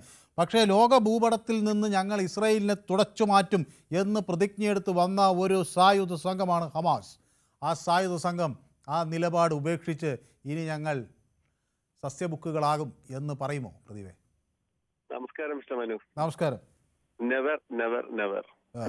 പ്രത്യേകിച്ച് അവർ വിശ്വസിക്കുന്ന അവരുടെ ഗ്രന്ഥത്തിൽ പറയുന്നു, അവസാന ജൂതനെയും ഈ ഭൂമിയിൽ നിന്ന് ഇല്ലാതാക്കിയാൽ മാത്രമേ അവർക്ക് സ്വർഗരാജ്യം കിട്ടൂ എന്ന് അവരുടെ ഗ്രന്ഥം പറയുമ്പോൾ ആ ഗ്രന്ഥത്തിൽ വിശ്വസിക്കുന്നവർ അല്ലെങ്കിൽ ആ ഒരു മതത്തിൽ വിശ്വസിക്കുന്നവർ അത് വച്ചു നിർത്തുമെന്ന് പ്രതീക്ഷിക്കുന്നുണ്ടോ? ഒരിക്കലും പശ്ചിമേഷ്യയിൽ സമാധാനം ഉണ്ടാവില്ല. പിന്നെ ഈ ട്രംപ് എവിടെയാണ് ഇപ്പം പോയി യുദ്ധം നിർത്തിയിട്ടുള്ളത്? ഉക്രൈനിൽ നിർത്തിയോ? എവിടെയാണ് നിർത്തിയ? ട്രംപ് എല്ലാം ഇസ് എ പ്ലേ മേക്കർ. പുള്ളിക്കാരന് അദ്ദേഹത്തിന്റെ ആയിട്ടൊരു അജണ്ടയുണ്ട്, അത് അദ്ദേഹം കാണിക്കും. ഇപ്പൊ ഇനി നോബൽ പ്രൈസ് കിട്ടാത്തതുകൊണ്ട് ചെറിയ വിഷമമുണ്ട്, അതാണ് ഒരു ദിവസം പോകാറിഞ്ഞത്. പിന്നെ ആരൊക്കെ കരണേട്ടു ഇന്ത്യക്കാര് പോയില്ല എന്ന്. ബേസിക്കലി ആദ്യം പാലസ്തീൻ അംഗീകരിച്ച രാജ്യം ഇന്ത്യയാണ്. എന്നാൽ ഇന്ത്യ എപ്പോഴെങ്കിലും ഇന്ത്യക്കൊപ്പം പാലസ്തീൻ നിന്നിട്ടുണ്ടോ? ഒരിക്കലുമില്ല. ഒരു ഘട്ടത്തിൽ പോലും. ഇന്ത്യ കാർഗിൽ വാർ നടത്തിയപ്പോൾ, പാകിസ്ഥാനുമായ വാറുണ്ടായപ്പോൾ, ആ സാഹചര്യങ്ങളിൽ നമ്മുടെ ബോംബെയിലെ ആക്രമണം നടത്തിയ സമയത്ത് താജ് ഹോട്ടലില് അന്നെല്ലാം അവിടെ ആഹ്ലാദ പ്രകടനം നടത്തുകയായിരുന്നു ഈ പറഞ്ഞ പാലസ്തീനിൽ, അറിയോ? അല്ലെങ്കിലും ഈ പഹൽഗാമിലെ തീവ്രവാദികൾക്ക് ട്രെയിനിങ് കൊടുത്ത സംഘടനയുടെ പേര് ഹമാസ് എന്നാണ്. ആ ഹമാസിനെ അത് നമ്മുടെ ഗവൺമെന്റിന് അറിയത്തില്ലേ? ഗവൺമെന്റ് ഒരു ന്യൂട്രൽ സ്റ്റാൻഡ് എടുക്കും, അല്ലാതെ ഗവൺമെന്റ് ഒരിക്കലും പലസ്തീന്റെ കൂടെ ആവില്ല. കാരണം അവൻ പറ്റില്ല. ചരിത്രത്തിൽ ഒരിക്കലും പലസ്തീൻ ഇന്ത്യക്കൊപ്പം നിന്നിട്ടില്ല, ഒരു യുദ്ധത്തിലും ഒരിക്കലും. അവര് മതത്തിന്റെ പേരിൽ ആ രാജ്യങ്ങളെ മാത്രം സപ്പോർട്ട് ചെയ്യുന്ന രാജ്യമാണ്. പിന്നെ ഇന്ത്യയുടെ മൂന്നാമത്തെ ഡിഫൻസ് പാർട്ട്ണറാണ് ഇസ്രായേൽ. നമുക്ക് എത്രമാത്രം ടെക്നോളജി തരുന്നു, അവര് നമ്മളെ എത്രമാത്രം സഹായിച്ചിട്ടുണ്ട്, ഏതെല്ലാം വാറുകളിൽ സഹായിച്ചിട്ടുണ്ട്, ഇനിയും അവർ സഹായിക്കും. They are one of there best friend. എപ്പോഴും ഇസ്രായേലും ഇന്ത്യയും ഫേസ് ചെയ്യുന്ന ഒരേ ഒരു പ്രോബ്ലമാണ് തീവ്രവാദം. ആ തീവ്രവാദം നിലനിൽക്കുന്നതുകൊണ്ട് നമുക്ക് കോമൺ ആയിട്ടുള്ള ഒരു പ്രോബ്ലം ഉണ്ട്. നമ്മൾ ഒന്നിച്ചായിരിക്കും നിൽക്കുന്നത്. India Israel one of the best alliance in the world. Thank you so much. ഒരിക്കലും ഇതിനവിടെ സമാധാനം ഉണ്ടാവാൻ പോകുന്നില്ല മിസ്റ്റർ മനു. കാരണം അതാണ്, അതിൽ വിഷമമുണ്ട്, ഉണ്ടാവത്തില്ല. അല്ലെങ്കിൽ അവർ ഐഡിയോളജി മാറ്റണം. Thank you. അപ്പോൾ ട്രംപ് അവിടെ സംസാരിക്കാനുള്ള തയ്യാറെടുപ്പുകൾ നടത്തുകയാണ്. അതിൻ്റെ തത്സമയ ദൃശ്യങ്ങളൊക്കെയാണ് പ്രേക്ഷകർ കണ്ടുകൊണ്ടിരിക്കുന്നത്. അദ്ദേഹം ട്രംപ് അല്പസമയത്തിനകം അവിടുത്തെ സഭയെ അഭിസംബോധന ചെയ്യുന്നതാണ് ഞാൻ വിചാരിക്കുന്നത്. അപ്പോൾ പ്രദീപ് ഇടുക്കിയിൽ നിന്ന് എന്നോടൊപ്പം ചേരുന്നുണ്ട്. പ്രദീപ്, വളരെ ചുരുങ്ങിയ വാക്ക്, നമുക്ക് ട്രംപ് എന്താ പറയുന്നതെന്ന് കേൾക്കണം. അതിന് പ്രദീപ് എന്താന്ന് പറയുന്നതെന്ന് നമുക്കൊന്ന് കേൾക്കാം. പ്രദീപ്. താൽക്കാലികമായിട്ട് മാത്രമേ ഉള്ളൂ. ഇത് കുറച്ച് പിന്നെ തുടങ്ങുന്നത്. ആ പാമ്പിന്റെ തലമായിട്ടും ഒക്കെ തുടങ്ങുന്നത്. വേറെ ഒരു മാറ്റമൊന്നും വയ്ക്കാൻ പാടില്ല. തീവ്രവാദികളല്ലേ, അവർ മാറില്ല അവിടുന്ന്. അത് നോക്കിക്കോ, ഒരു 6 മാസം നിർത്തും, അത് കഴിഞ്ഞ് പിന്നെ തുടങ്ങും പയ്യെ അങ്ങോട്ട്. പിന്നെ അടുത്ത സമ്മേളനത്തിൽ നമുക്ക് ആ ബിനോയ് കൊല്ലത്തിനെ വിടാം അടുത്ത സമ്മാന ചർച്ചയ്ക്ക്. അല്ല പിന്നെ പക്ഷെ ബിനോയ് നല്ല ഒരു ചർച്ചയൊക്കെ ചെയ്യാൻ പറ്റിയ ഒരാളാകട്ടെ. നിങ്ങൾ തമാശയ്ക്ക് പറഞ്ഞാണെങ്കിലും ഞാൻ തറപ്പിച്ച് പറയുകയാണ്, ഈ പ്രശ്നം ചർച്ച ചെയ്യാൻ നമ്മുടെ കൊല്ലത്തെ ബിനോയെ വിട്ടാൽ അതേ രണ്ടുപേരെയും ശാന്തനാക്കിയിട്ട് വരും. കാരണം ഞാൻ ഈ ചർച്ചകളിലൊക്കെ കാണുന്നുണ്ട്, അദ്ദേഹം വളരെ സമചിത്തയോടുകൂടി ഒരു നിലപാട് എടുക്കുന്നയാളാണ്. അപ്പോൾ നമ്മൾ അങ്ങനെ അങ്ങോട്ട് പരിഹരിക്കൊന്നും വേണ്ട, വിട്ടാൽ അയാൾ പ്രശ്നം തീർക്കും, അതെനിക്ക് ഉറപ്പാണ്. ഓക്കെ, അപ്പോൾ നമ്മുടെ അടുത്ത പ്രേക്ഷകൻ എന്നോടൊപ്പം ചേരുന്നത് കാസർഗോഡ് നിന്ന് സന്തോഷാണ്. സന്തോഷ്, തൃക്കരിപ്പൂരാണോ വെള്ളരിക്കുണ്ടാണോ ചെറുവത്തൂരാണോ എന്നറിയില്ല. സന്തോഷിന്റെ ശബ്ദം കേട്ടോ. സന്തോഷ്, തൃക്കരിപ്പൂര് കയറി ഒരേ വേണ്ട, ചെറുവത്തൂര് മാത്രമേ ഉള്ളൂ. ചെറുവത്തൂരും വെള്ളരിക്കുണ്ട്. അപ്പൊ തൃക്കരിപ്പൂരിൽ നിന്നൊരു സന്തോഷം പണ്ട് വിളിച്ചിരുന്നു ഇല്ല അല്ലേ? എന്റെ തോന്നൽ തൃക്കരിപ്പൂർ മണ്ഡലത്തിൽ ചെറുവത്തൂർ. ആ അത് ഓക്കെ. അപ്പൊ ചെറുവത്തൂർ സന്തോഷം തന്നെയാണ് തൃക്കരിപ്പൂർ, രണ്ടും ഒന്ന് തന്നെ അല്ലേ? ആ ശരി. ഞാൻ തൃക്കരിപ്പൂർ എന്നൊരിക്കൽ ഒരു സന്തോഷം വിളിച്ച എൻ്റെ ഒരു ഓർമ്മയുണ്ട്. ചെറുവത്തൂർ സന്തോഷം വെള്ളരിക്കുണ്ട് സന്തോഷവും എനിക്ക് നന്നായി അറിയാം. ഓക്കെ. ഈ രണ്ട് സന്തോഷത്തെ കാസർഗോഡ് ജില്ലയിൽ നിന്ന് വിളിക്കുന്നുള്ളൂ. പിന്നെ കണ്ണൂർ മറ്റേ കോഴിക്കോട് നിന്ന് വേറൊരു സന്തോഷമുണ്ട്. ഓക്കെ. ആ സന്തോഷത്തെ കാണാനില്ല 2 ദിവസമായിട്ട്. നോക്കാം, നമുക്ക് വിളിക്കാം. സന്തോഷമാരുടെ എണ്ണം കൂടുകയാണ്. ഈ കാര്യത്തിൽ പറയാനുള്ളത്, നമ്മൾ ഈ ചർച്ച ചെയ്തിട്ട് വലിയൊരു കാര്യമൊന്നുമില്ല. കാരണം നമ്മൾ ഇതിനു മുമ്പ് അഫ്ഗാന്റെ താലിബാന്റെ ഇതിനെ കുറിച്ച് നമ്മൾ വലിയ ചർച്ച ചെയ്തു. ഈ മിനിങ്ങ 4 ദിവസമേ ഉള്ളൂ അഫ്ഗാനിലെ വിദേശകാര്യമന്ത്രി അവിടെ വന്നിട്ട് വനിതാ മാധ്യമപ്രവർത്തകരെ പോലും അവിടെ കേട്ടത് മാറിയില്ല. അതൊക്കെ അവരുടെ ഒരു, നമ്മളിപ്പോ ചില കാര്യങ്ങളെ നമ്മൾ അവരെ ഒരു വേറൊരു ജീവിത സാഹചര്യങ്ങൾ ജനിച്ചോളാം. നമ്മൾ മറ്റുള്ള രാജ്യത്തെ കുറിച്ച് ഗൗരവപരമായി ചർച്ച ചെയ്യുമ്പോൾ ഈ നമ്മളെ രാജ്യത്ത് വന്നിട്ടാണ് ഇത് കാണിച്ചത്. രണ്ടാമത് നമ്മളെ ഇവിടുത്തെ പ്രതിപക്ഷ സംഘടനകളും മാധ്യമങ്ങളും എല്ലാം പ്രതിഷേധം വന്നപ്പോഴാണ് തിരുത്തുന്നത് ഒരു നല്ല സൂചനയല്ലേ? തിരുത്തേണ്ട പല സൂചനയാണെങ്കിൽ സന്തോഷം. ഇതെന്താന്ന് വെച്ചാൽ അവർ വേറൊരു, ഇപ്പൊ അവർ ഈ 2021 അധികാരത്തിൽ വരുന്നു, അവർക്ക് പലയിടങ്ങളിലേക്കും പോകാൻ കഴിയില്ലായിരുന്നു. ഇപ്പൊ ഈ കഴിഞ്ഞിടയിലാണ് അവർക്ക് ഐക്യരാഷ്ട്രസഭ ചില ഇളവുകൾ പ്രഖ്യാപിക്കുന്നത്. അങ്ങനെ അതിൻ്റെ ഭാഗമായാണ് അവിടുത്തെ വിദേശകാര്യമന്ത്രിയുടെ ചുമതലയുള്ള മുത്തഖി ഇവിടെ എത്തുന്നത്. അപ്പോൾ അവർ കണ്ടിരിക്കുന്ന, വളർന്നിരിക്കുന്ന, അവർ മനസ്സിലാക്കിയ സാഹചര്യം വേറൊന്നാണ്. ആ സാഹചര്യത്തിൽ അവർ ഇവിടെ വരുന്നു. അവർ ചിലപ്പോൾ അതൊക്കെ ഇവിടെ ചിലപ്പോൾ അതൊക്കെ അങ്ങനെയാണ് ചിന്തിച്ചേക്കാം. പക്ഷേ ഇത് മാറ്റി ചിന്തിക്കാൻ നമ്മുടെ ഇവിടുത്തെ ജനക്കൂട്ടം പ്രേരിപ്പിക്കുന്നു, അവർ മാറുന്നു. അപ്പോൾ അതല്ലേ നല്ല ചിന്തയല്ലേ ഇത്? സാറേ, ഇന്ത്യയിൽ വരുമ്പോൾ ഇന്ത്യയുടെ സാഹചര്യമല്ലേ അവർ നോക്കേണ്ടത്. ഇന്ത്യയിൽ വരുമ്പോൾ നമ്മളിപ്പോൾ അമേരിക്കയിൽ ചെന്നാലും നമ്മളുടെ അകത്തൊരു ഇന്ത്യക്കാരൻ ഉണ്ടാവുമല്ലോ, അതങ്ങനെ മാഞ്ഞു പോവുമോ? നമ്മൾ പിറ്റേ ചെറുതൊക്കെ നമ്മൾ സായിപ്പിനെ പോലെ മുടി വെട്ടാൻ, ചിലപ്പോൾ കളർ ചെയ്യാം, ചിലപ്പോൾ വസ്ത്രധാരണം മാറാം. എന്നാൽ ആത്യന്തികമായി നമ്മുടെ ഉള്ളിൽ ചില ബേസിക് ഫണ്ടമെന്റൽസ് ഇന്ത്യക്കാരൻ്റെ തന്നെയായി നിൽക്കില്ലേ? നമ്മളിപ്പോൾ അവിടെ അമേരിക്കയിൽ ചെന്ന് കഴിഞ്ഞാൽ അമേരിക്കയിൽ കുട്ടികൾക്ക് കുറേ കൂടെ സ്വാതന്ത്ര്യമാണ്. അവിടെ കുറേ കൂടി അമ്മമാരെ അച്ഛന്മാരെ കാണുമ്പോൾ കാലിൽ നമസ്കരിക്കുകയൊന്നും വേണ്ട. ഇവിടെ നമ്മൾ അമേരിക്കയിൽ ചെന്ന് പോയാലും നമ്മൾ അച്ഛൻ നമ്മളെ ചീത്ത പറയുമ്പോൾ, നമ്മൾ അമ്മ പറയുമ്പോൾ നമ്മൾ കുറച്ച് കേൾക്കും, സായിപ്പിനെ പോലെ ആവില്ലല്ലോ. അപ്പം നമ്മുടെ ഉള്ളിലുള്ള ചില സാധനങ്ങൾ അങ്ങനെ പുറത്തേക്ക് വരും. അതുണ്ടെന്നേ. അപ്പോൾ കുഴപ്പമൊന്നുമില്ല. അവർ കുറേ മെച്ചപ്പെട്ടു കേട്ടോ. അപ്പോൾ ഇപ്പോൾ അവർ പറയുന്ന അവിടെ നിന്ന് തീവ്രവാദികളില്ല. മാത്രമല്ല, ഇന്ത്യയൊക്കെ വലിയ തോതിൽ ഇന്ത്യയെപ്പോലുള്ള സംസ്കാര സമ്പന്നമായ രാജ്യങ്ങളുമായി ഉള്ള അവരുടെ ഇത് കൂട്ടുകെട്ട് വർദ്ധിക്കുകയാണ്. പാകിസ്ഥാനെയൊക്കെ അവരിപ്പോൾ ഒരു കൈ അകലത്തിൽ നിർത്തിയിരിക്കുകയാണ്. അപ്പോൾ അഫ്ഗാനിസ്ഥാൻ വലിയ മാറ്റം ഉണ്ടാകുമെന്ന് ഞാൻ പ്രതീക്ഷിക്കുന്നത്. താലിബാന് നന്നാകാൻ പറ്റും, പാകിസ്ഥാൻ നന്നാകുന്നില്ലെന്നേ ഉള്ളൂ. മാറ്റം വരണല്ലോ. പാകിസ്ഥാൻ നന്നാവാത്തല്ലോ. പാകിസ്ഥാനിലെ സപ്പോർട്ട്, പാകിസ്ഥാനിലെ എല്ലാവരും നമ്മൾ പറയാൻ പറ്റില്ലല്ലോ. അവിടെ തീവ്രവാദത്തെ സപ്പോർട്ട് ചെയ്യുന്ന പാകിസ്ഥാൻ എന്ന് പറഞ്ഞാൽ അവിടുത്തെ കർഷക തൊഴിലാളികളോ അല്ലെങ്കിൽ അവിടുത്തെ സാധാരണ ചുമട്ടുതൊഴിലാളികളോ സാധാരണ ജനവിഭാഗമല്ല. പാകിസ്ഥാൻ എന്ന് ഞാൻ ഉദ്ദേശിക്കുന്നത് അവിടുത്തെ ഈ കുതന്ത്രങ്ങളുള്ള ഭരണകൂടം, അതിനെയാണ് ഞാൻ ഉദ്ദേശിച്ചത്. അപ്പൊ ഇതില് ഇപ്പം നമ്മളെ പ്രസിഡന്റ് ട്രംപ് വന്നു എന്ന് പറഞ്ഞിട്ടൊന്നും അവിടെ വലിയൊരു പ്രശ്ന പരിഹാരം നടക്കാൻ സാധ്യല്ല. കാരണം ഇതൊരു 6 മാസം ഇല്ലെങ്കിൽ 1 വർഷം, അത് കഴിഞ്ഞാൽ വീണ്ടും ഇത് തുടങ്ങും. ഇവിടെ ഒരു സ്ഥിരമായ ഒരു സമാധാനം ഒരിക്കലും പശ്ചിമ മേഖലയിൽ ഉണ്ടാവില്ല. പിന്നെ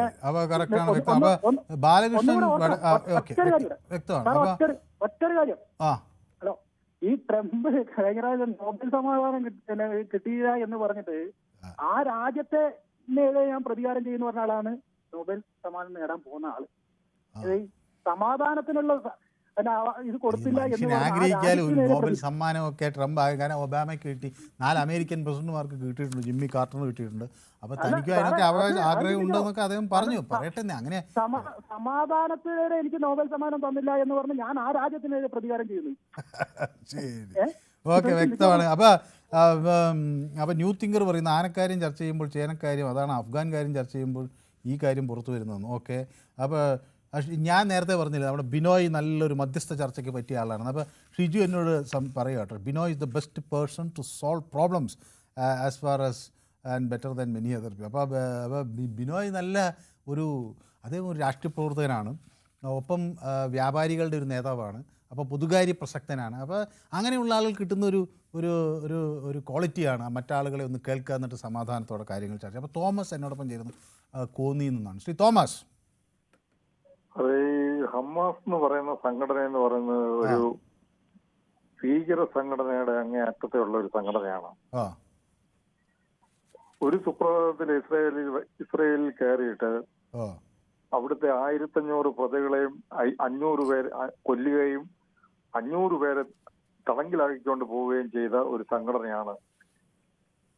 അതിന് പകരമായിട്ട് ഇസ്രയേൽ അവരെ പിന്നെ ബന്ദികളെ രക്ഷിക്കാൻ വേണ്ടി ഉള്ള പ്രവർത്തനങ്ങൾ ചെയ്തു. അതിന് ഇസ്രയേലിനെ കുറ്റപ്പെടുത്തിയിട്ട് എന്ത് കാര്യം? അത് കഴിഞ്ഞ് ഈ മുസ്ലിം രാഷ്ട്രങ്ങൾ മുഴുവൻ ഇന്നലെ പിന്നെ പാകിസ്ഥാനും താലിബാനുമായിട്ടും ഘോരമായ യുദ്ധമായിരുന്നു ബോർഡറില്. അവിടെ തന്നെ ഈ മുസ്ലിം രാജ്യങ്ങൾ തമ്മിൽ ഇങ്ങനെ ഏറ്റുമുട്ടിക്കൊണ്ടിരിക്കുക.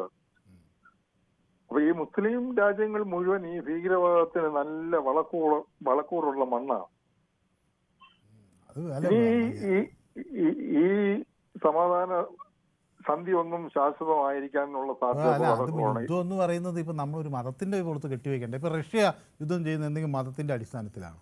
ഏതൊക്കെ രാജ്യങ്ങൾ തമ്മിൽ അതിർത്തിയിൽ സംഘർഷങ്ങളും തർക്കങ്ങളും ഉണ്ടാകുന്നത് അതൊക്കെ ചില ആളുകൾ ഉണ്ടാവും. പക്ഷെ ഭീകരവാദവും തീവ്രവാദവും നമ്മൾ ഒരു കാലത്തും അംഗീകരിക്കുന്നില്ല. അതിനെതിരെ ആഗോളതലത്തിൽ കൂട്ടായ ഒരു നീക്കം വേണം എന്ന കാര്യമൊക്കെ ഉറപ്പാണ്. അപ്പൊ അത് ഇത്രയും പ്രശ്നങ്ങൾ ഉണ്ടായിട്ട് പാലസ്തീനിലെ ഒരു പാലസ്തീൻകാരെ ഈ മുസ്ലിം രാജ്യങ്ങൾ സ്വീകരിക്കാൻ തയ്യാറായോ? അവിടെ എല്ലാം ബോംബിട്ട് അവിടെ മുഴുത്ത 65,000-68,000 പേര് മരിച്ചു. പാലസ്തീനുകൾക്ക് ഒരു അഭയകേന്ദ്രം കൊടുക്കാൻ ഈ ഇഷ്ടംപോലെ മുസ്ലിം രാജ്യങ്ങളുണ്ട്. അവരാരെങ്കിലും തയ്യാറായോ? അവരാരും തയ്യാറാവില്ല. അപ്പൊ ഓക്കെ, വ്യക്തമാണ് അങ്ങയുടെ അഭിപ്രായം. അപ്പൊ എന്നെ ഷിജു അവിടെ ഇരുന്ന് പരിഹസിക്കുകയാണ്.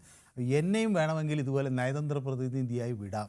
അപ്പോൾ ആളുകളെ ഇങ്ങനെ പ്രീതിപ്പെടുത്താൻ ഞാനും ചില തന്ത്രങ്ങളൊക്കെ ഉപയോഗിക്കുന്നുണ്ടെന്നാണ് പറയുന്നത്. ബൈ ഹൈഡിങ് എസെൻഷ്യൽ തിങ്സ് എന്നാണ് ഷിജുവിൻ്റെ അഭിപ്രായം. ഞാൻ എന്താണ് അങ്ങനെ എസെൻഷ്യൽ തിങ്സ് ഹൈഡ് ചെയ്തെന്ന് എനിക്കറിയില്ല. ഏതായാലും ഞാനൊരു നല്ല നയതന്ത്രജ്ഞനാണെന്നാണ് ഷിജു പറയുന്നത്. ഓക്കെ, കണ്ണൻ ആലപ്പുഴയിൽ നിന്നാണ് വിളിക്കുന്നത്. ശ്രീ കണ്ണൻ, നമസ്തേ സാർ. നമസ്കാരം. അപ്പോൾ ആലപ്പുഴയിൽ മഴയുണ്ടോ കണ്ണ? ഇല്ല, മഴക്കാർ ഇങ്ങനെ കിടന്ന് കറങ്ങുന്നുണ്ട്. മഴ പെയ്തിട്ടില്ല. ഈ പലയിടത്തും മഴ പെയ്യുന്നു പറയാം. അപ്പൊ അവിടെ ആലപ്പുഴയിൽ മഴ പെയ്ത വലിയ പ്രശ്നമാണല്ലേ?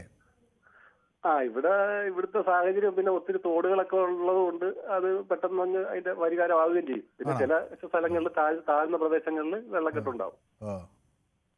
ഓക്കെ. അപ്പോ ശ്രീ കണ്ണൻ, ഈ കണ്ണൻ എന്താണ് വിചാരിക്കുന്നത്? ഗാസയിൽ ഹമാസ് അവസാനിക്കുമോ ശ്രീ കണ്ണൻ?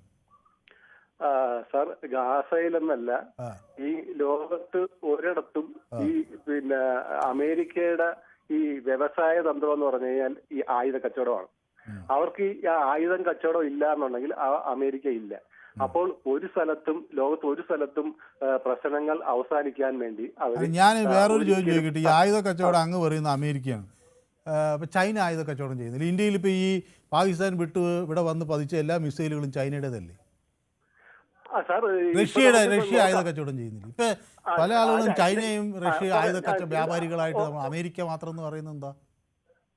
അത് നമുക്ക് ഇവിടെ നമുക്കറിയാം, ഈ ലോകത്തിൽ ഇപ്പൊ ആദ്യമായിട്ട് ഈ ബില്ലാദിനെ പോലുള്ള തീവ്രവാദികളെ സൃഷ്ടിച്ചതാരാ സാർ? അപ്പൊ അത്തരത്തിലുള്ള ഞാൻ ചോദിക്കുന്നത് ഈ ആയുധത്തിന്റെ കാര്യമാണല്ലോ നമ്മൾ പറയുന്നത്. ഇപ്പൊ എനിക്കറിയാവുന്ന ഒരു തോക്ക് AK-47 ആണ്. അത് എവിടെ ഉണ്ടാക്കിയതാണ്? നമ്മൾ പ്രതിരോധിക്കാൻ വേണ്ടി ഓരോ രാജ്യങ്ങളും ഉണ്ടാക്കുന്നതാണ്. അപ്പൊ കയ്യിൽ എത്തുന്നത് അതാ സാർ, ആയുധം. അത് ഇപ്പൊ ഞാൻ പറഞ്ഞില്ല, ഇപ്പൊ നമുക്കറിയാം അമേരിക്ക മാത്രം കുറ്റം പറഞ്ഞിട്ട് കാര്യമില്ലെന്ന് ഞാൻ വിചാരിക്കുന്നു. ഇതൊക്കെ ആയുധമൊക്കെ എല്ലാവരും ഉണ്ടാക്കുന്നുണ്ടെന്ന്. ആയുധം പല രാജ്യങ്ങളും ഉണ്ടാക്കുന്നുണ്ട്. നമ്മളിപ്പോൾ പറ്റിയാൽ ആ ബ്രഹ്മോസ് മിസൈലുകൾ പല ആളുകൾ സാങ്കേതിക ഇതൊക്കെ ചോദിക്കുന്നുണ്ട്. ചിലപ്പോൾ അങ്ങനെയൊക്കെ ചില മിലിറ്ററി സൈനിക ഡീൽസൊക്കെ നടക്കും. അതുകൊണ്ട് അത് രാജ്യങ്ങൾ അവരുടെ സുരക്ഷ ആവശ്യമില്ല. ഇപ്പം നമ്മൾ ഇവിടെ പാകിസ്ഥാൻ ചൈനീസ് ആയുധങ്ങൾ ഇങ്ങോട്ടേക്ക് വിക്ഷേപിച്ചു. നമ്മൾ അതിനെ തടയാൻ ഉപയോഗിച്ചത് നമ്മുടെ S-400 അല്ലേ? അത് റഷ്യൻ നിർമ്മിതമല്ലേ? അപ്പോൾ നമുക്ക് ആയുധം വാങ്ങിക്കണ്ടേ?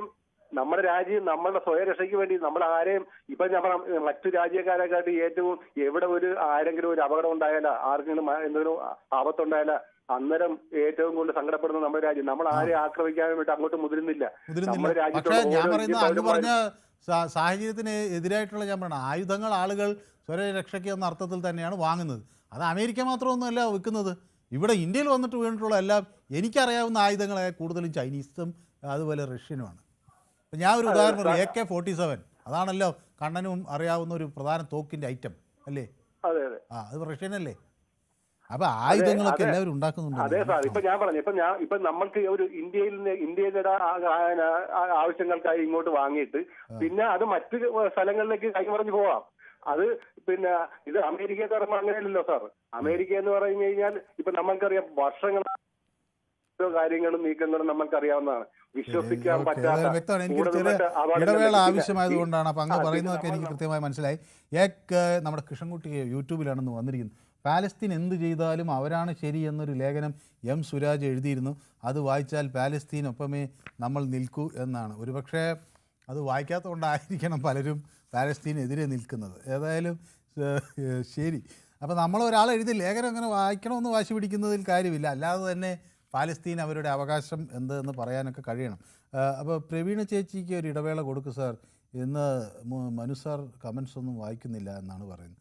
അപ്പോൾ പ്രവീണ ചേച്ചി ഒരു ഇടവേള കൊടുക്കുന്നത്. അപ്പോൾ എനിക്കൊരു ഇടവേള തരണമെന്ന് സുനിൽകുമാർ പ്രവീണയോട് പറയാണ്. അപ്പോൾ ഒരു ഇടവേള കിട്ടിയിട്ടുണ്ട്. ഞാൻ ചെറിയ ഇടവേള എടുത്തിട്ട് പെട്ടെന്ന് മടങ്ങി വരാം. സുനിൽകുമാർ പറഞ്ഞുകൊണ്ടാണ്.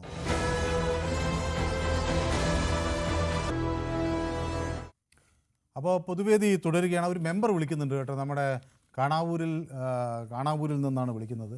അപ്പോൾ ശ്രീമതി ഷൈല ജാസ്മിൻ. ഷൈല ജാസ്മിൻ കേൾക്കാമോ? കേൾക്കാം.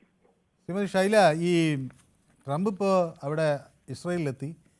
ഇസ്രായേൽ പ്രൈസൊക്കെ അദ്ദേഹത്തിന് രാജ്യത്തിൻ്റെ ഒരു പരമോന്നത ബഹുമതിയാണ്, അത് വാങ്ങിക്കുകയാണ്. ദ പീസ് പ്രസിഡന്റ് എന്ന് അദ്ദേഹത്തെ വിളിക്കുന്നു. ട്രംപ് ജൂത ചരിത്രത്തിലെ അതികായൻ എന്ന് അവിടുത്തെ സ്പീക്കർ പറയുന്നു. യുദ്ധം നിർത്തി എന്ന് ട്രംപ് വിശേഷിപ്പിക്കുകയാണ്. ഗാസയിൽ സമാധാനം വരുമോ ഷൈല ജാസ്മിൻ? അതായത് യുദ്ധം നിർത്തിയതിനെ ഏറ്റവും കൂടുതൽ സന്തോഷിക്കുന്നു. കാരണം സമാധാനപരമായിട്ടുള്ള ഒരു അന്തരീക്ഷം ലോകത്തെങ്ങും ഉണ്ടാകണമെന്ന് ആഗ്രഹിക്കുന്ന ഒരാളും കൂടിയാണ് ഞാൻ. കാരണം യുദ്ധം കൊണ്ട് നമുക്ക് നാശനഷ്ടങ്ങളല്ലാതെ അതാരോടും പറയണ്ടല്ലോ, അല്ലാതെ മറ്റൊന്നുമില്ല. പക്ഷേ നമ്മുടെ ഇന്ത്യയെ സംബന്ധിച്ചിടത്തോളം ശരിക്കും പറഞ്ഞാൽ നമ്മുടെ പലസ്തീന് കൂടെ ആണ് എന്ന് പറഞ്ഞപ്പോഴും അതിന്റെ എത്രത്തോളം ശരിയാണെന്നുള്ള കാര്യം നമ്മളും കൂടി ഒന്ന് അന്വേഷിക്കേണ്ടിയിരിക്കുന്നു. ശരിക്കും പറഞ്ഞ പലസ്തീനിൽ എത്രത്തോളം കുടുംബങ്ങൾ, എത്രത്തോളം കുട്ടികളും ഒക്കെ വധിക്കപ്പെട്ടപ്പോഴും നമ്മളുടെ നിലപാട്, ഇന്ത്യയുടെ നിലപാട് എങ്ങനെയായിരുന്നു? പക്ഷേ ഇന്ത്യൻ നാഷണൽ കോൺഗ്രസ് ആയിരുന്നു ആ സ്ഥാനത്ത് എങ്കില് നമ്മുടെ ഭരണപക്ഷത്തെ ഉന്നതിയിൽ ഇരുന്നത് എങ്കിൽ തീർച്ചയായിട്ടും നമ്മള് പലസ്തീന്റെ കൂടെ തന്നെ പൂർണ്ണമായിട്ട് ഐക്യദാർഢ്യം പ്രഖ്യാപിക്കുമായിരുന്നു. പക്ഷെ ഇപ്പോഴത്തെ നിലപാട് ശരിക്കും എങ്ങനെയായിരുന്നു എന്നുള്ളത് അത് നമ്മളൊന്ന് അന്വേഷിക്കേണ്ടിയിരിക്കുന്നു. പിന്നെ യുദ്ധം നിർത്തിയതിനോടൊപ്പം തന്നെയാണ് നമ്മൾ അതിന് ഏറ്റവും കൂടുതൽ സന്തോഷിക്കുന്നു. 48 മണിക്കൂറല്ലേ പറഞ്ഞേക്കുന്നെങ്കിലും ഒരിക്കലും ഇനി ഒരു യുദ്ധം ഈ സമൂഹത്തില് ലോകത്തെങ്ങും ഉണ്ടാകരുതേ എന്ന് നമ്മൾ പ്രാർത്ഥിക്കുന്നു. കാരണം ഇന്ദിരാഗാന്ധി ഭരിച്ചുകൊണ്ടിരുന്നപ്പോഴും നമുക്കൊക്കെ അറിയാവുന്ന കാര്യമാണ്, യുദ്ധത്തിനെ ഒരിക്കലും പ്രൊമോട്ട് ചെയ്തിരുന്നില്ല. അവിടെ എത്രത്തോളം സമാധാനം നമ്മുടെ സമൂഹത്തിന്, നമ്മുടെ രാജ്യത്തിന് ഒക്കെ കിട്ടുമെന്നുള്ളത് അതിനുവേണ്ടി പരിശ്രമിച്ച ഒരു പ്രസ്ഥാനമാണ് എന്റെ പ്രസ്ഥാനം. ട്രംപ് സംസാരിച്ചു തുടങ്ങിയിട്ടുണ്ട് ശ്രീമതി ഷൈല. നമുക്ക് കുറച്ച് ട്രംപിന് എന്താ പറയാനുള്ളത് എന്ന് കേൾക്കാം. നെതന്യാഹു പറഞ്ഞ Trump greatest friend of the state of Israel he had ever in White House എന്നാണ് പറയുന്നത്. Israel has ever had in White House. ഇസ്രായേലിൻ്റെ ഏറ്റവും വലിയ സുഹൃത്ത് എന്ന അർത്ഥത്തിൽ സ്റ്റാൻഡിംഗ് ഒവേഷനൊക്കെ കൊടുക്കുകയാണ്. എന്താണ് ട്രംപ് പറയുന്നത് നമുക്കൊന്ന് കേൾക്കാം. വീട് കിട്ടുന്നു Trump. And he is not easy, I want to tell you. He's not the easiest guy to deal with, but that's what makes him great. That's what makes him great.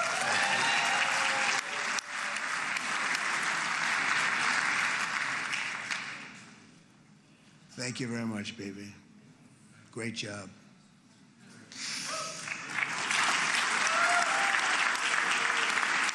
And let me also convey my tremendous appreciation for all of the nations of the Arab and Muslim world that came together to press Hamas to set the hostages free and to send them home. We had a lot of help. We had a lot of help from a lot of people that you wouldn't suspect, and I want to thank them very much for that. It's an incredible triumph for Israel and the world to have all of these nations working together as partners in peace. And it's pretty unusual for you to see that, but it happened in this case. This was a very unusual point in time, a brilliant point in time. Generations from now, this will be remembered as the moment that everything began to change, and change very much for the better. like the USA right now, it will be the golden age of Israel and the golden age of the Middle East. It's going to work together.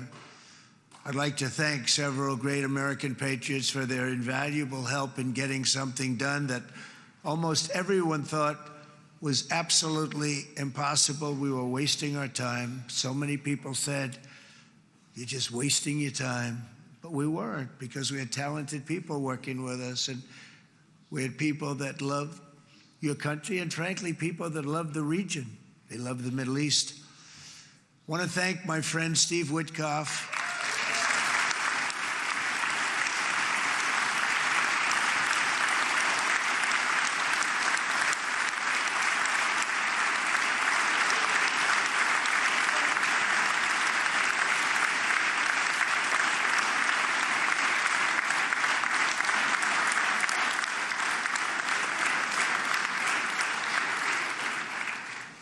You know, Steve was chosen by me. He never did this before, but I knew him as a few things. He was a great businessman, but I know a lot of great businessmen, to be honest with you. He had tremendous negotiating skills, but I know a lot of people that negotiate pretty well, although it is an art. But there are people that can negotiate pretty well. But most importantly with Steve, he's just a great guy. Everybody loved him. Everybody. I mean, I know some negotiators that are so good, but you wouldn't have had peace in the Middle East. It would be in World War III right now with some of these guys. Everybody loves Steve, and they respect him, and they somehow can relate to him. I've known him for many years, and I've seen it over and over again. להוציא את חבר הכנסת הזה, להוציא אותו מהאולם, להוציא אותו מיד, החוצה, החוצה, החוצה. להוציא גם את חבר הכנסת כסיף, להוציא את חבר הכנסת כסיף מהאולם, להוציא אותו מיד.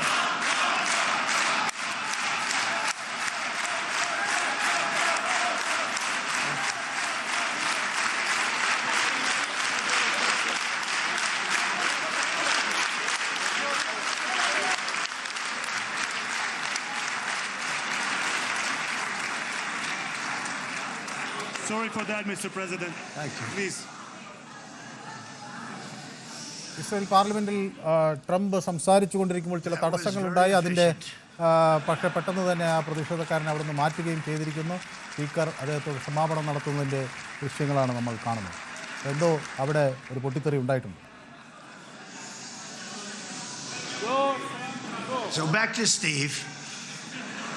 He's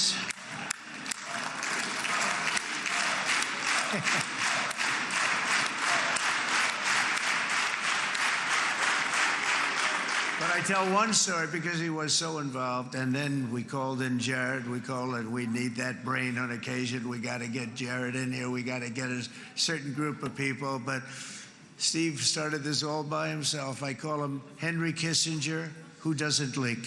Okay? Henry is a big leaker. He leaked. Steve doesn't leak. Steve just wants to get the job done. He wants to do what's right. But I'll give you just a quick story because, as you know, he's working on the war with Russia and Ukraine, a war that would have never happened if I were president. A shame. 7,000 young soldiers a week are being killed. More than that this last week. It's a shame. It should have never happened. But it did happen, and we won the race, and I took over this horrible war that's been raging, and I thought it would be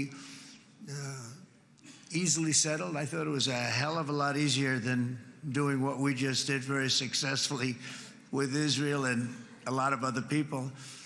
But this came first, and we'll get that one. But I set up a meeting for him to meet with President Putin, thinking it would be a 15 or a 20-minute meeting. Steve had no idea about Russia, had no idea about Putin too much, didn't know too much about politics, wasn't that interested. He was really good at real estate, but he had that quality that I was looking for, and I didn't see it around in too many ways. And I set up the meeting with സാധാരണ Putin, and I Trump called. I said, ഇസ്രായേലിൽ പാർലമെന്റിനെ അഭിസംബോധന ചെയ്തുകൊണ്ട് സംസാരിക്കുകയാണ്. അതിനിടയിൽ ചില അസ്വസ്ഥതകൾ പ്രകടിപ്പിക്കുന്ന പ്രതിനിധികളെ നമ്മൾ കണ്ടു. ഏതായാലും അവരെയൊക്കെ അവിടുന്ന് ബലം പ്രയോഗിച്ച് മാറ്റിയിരിക്കുന്നു. ശ്രീ റഷീദ് കൊയിലാണ്ടിയിൽ നിന്ന് എന്നോടൊപ്പം ചേരുന്നു. ശ്രീ റഷീദ് കൊയിലാണ്ടി, ഇപ്പോൾ നമ്മൾ കണ്ട ട്രംപിൻ്റെ ദൃശ്യങ്ങളിൽ നിന്നൊരു കാര്യം വ്യക്തമാണ്, എല്ലാവരും സന്തുഷ്ടരല്ല, എവിടെയൊക്കെയോ ചില അസ്വസ്ഥതകൾ അവിടെ ഉണ്ട്.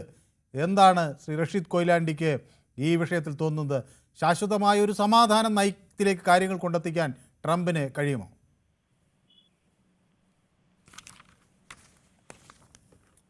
എനിക്ക് തോന്നുന്നു ശ്രീ റഷീദ് കൊയിലാണ്ടിയുടെ ടെലിഫോൺ ഞാൻ കേട്ടില്ല ഫസ്റ്റ്.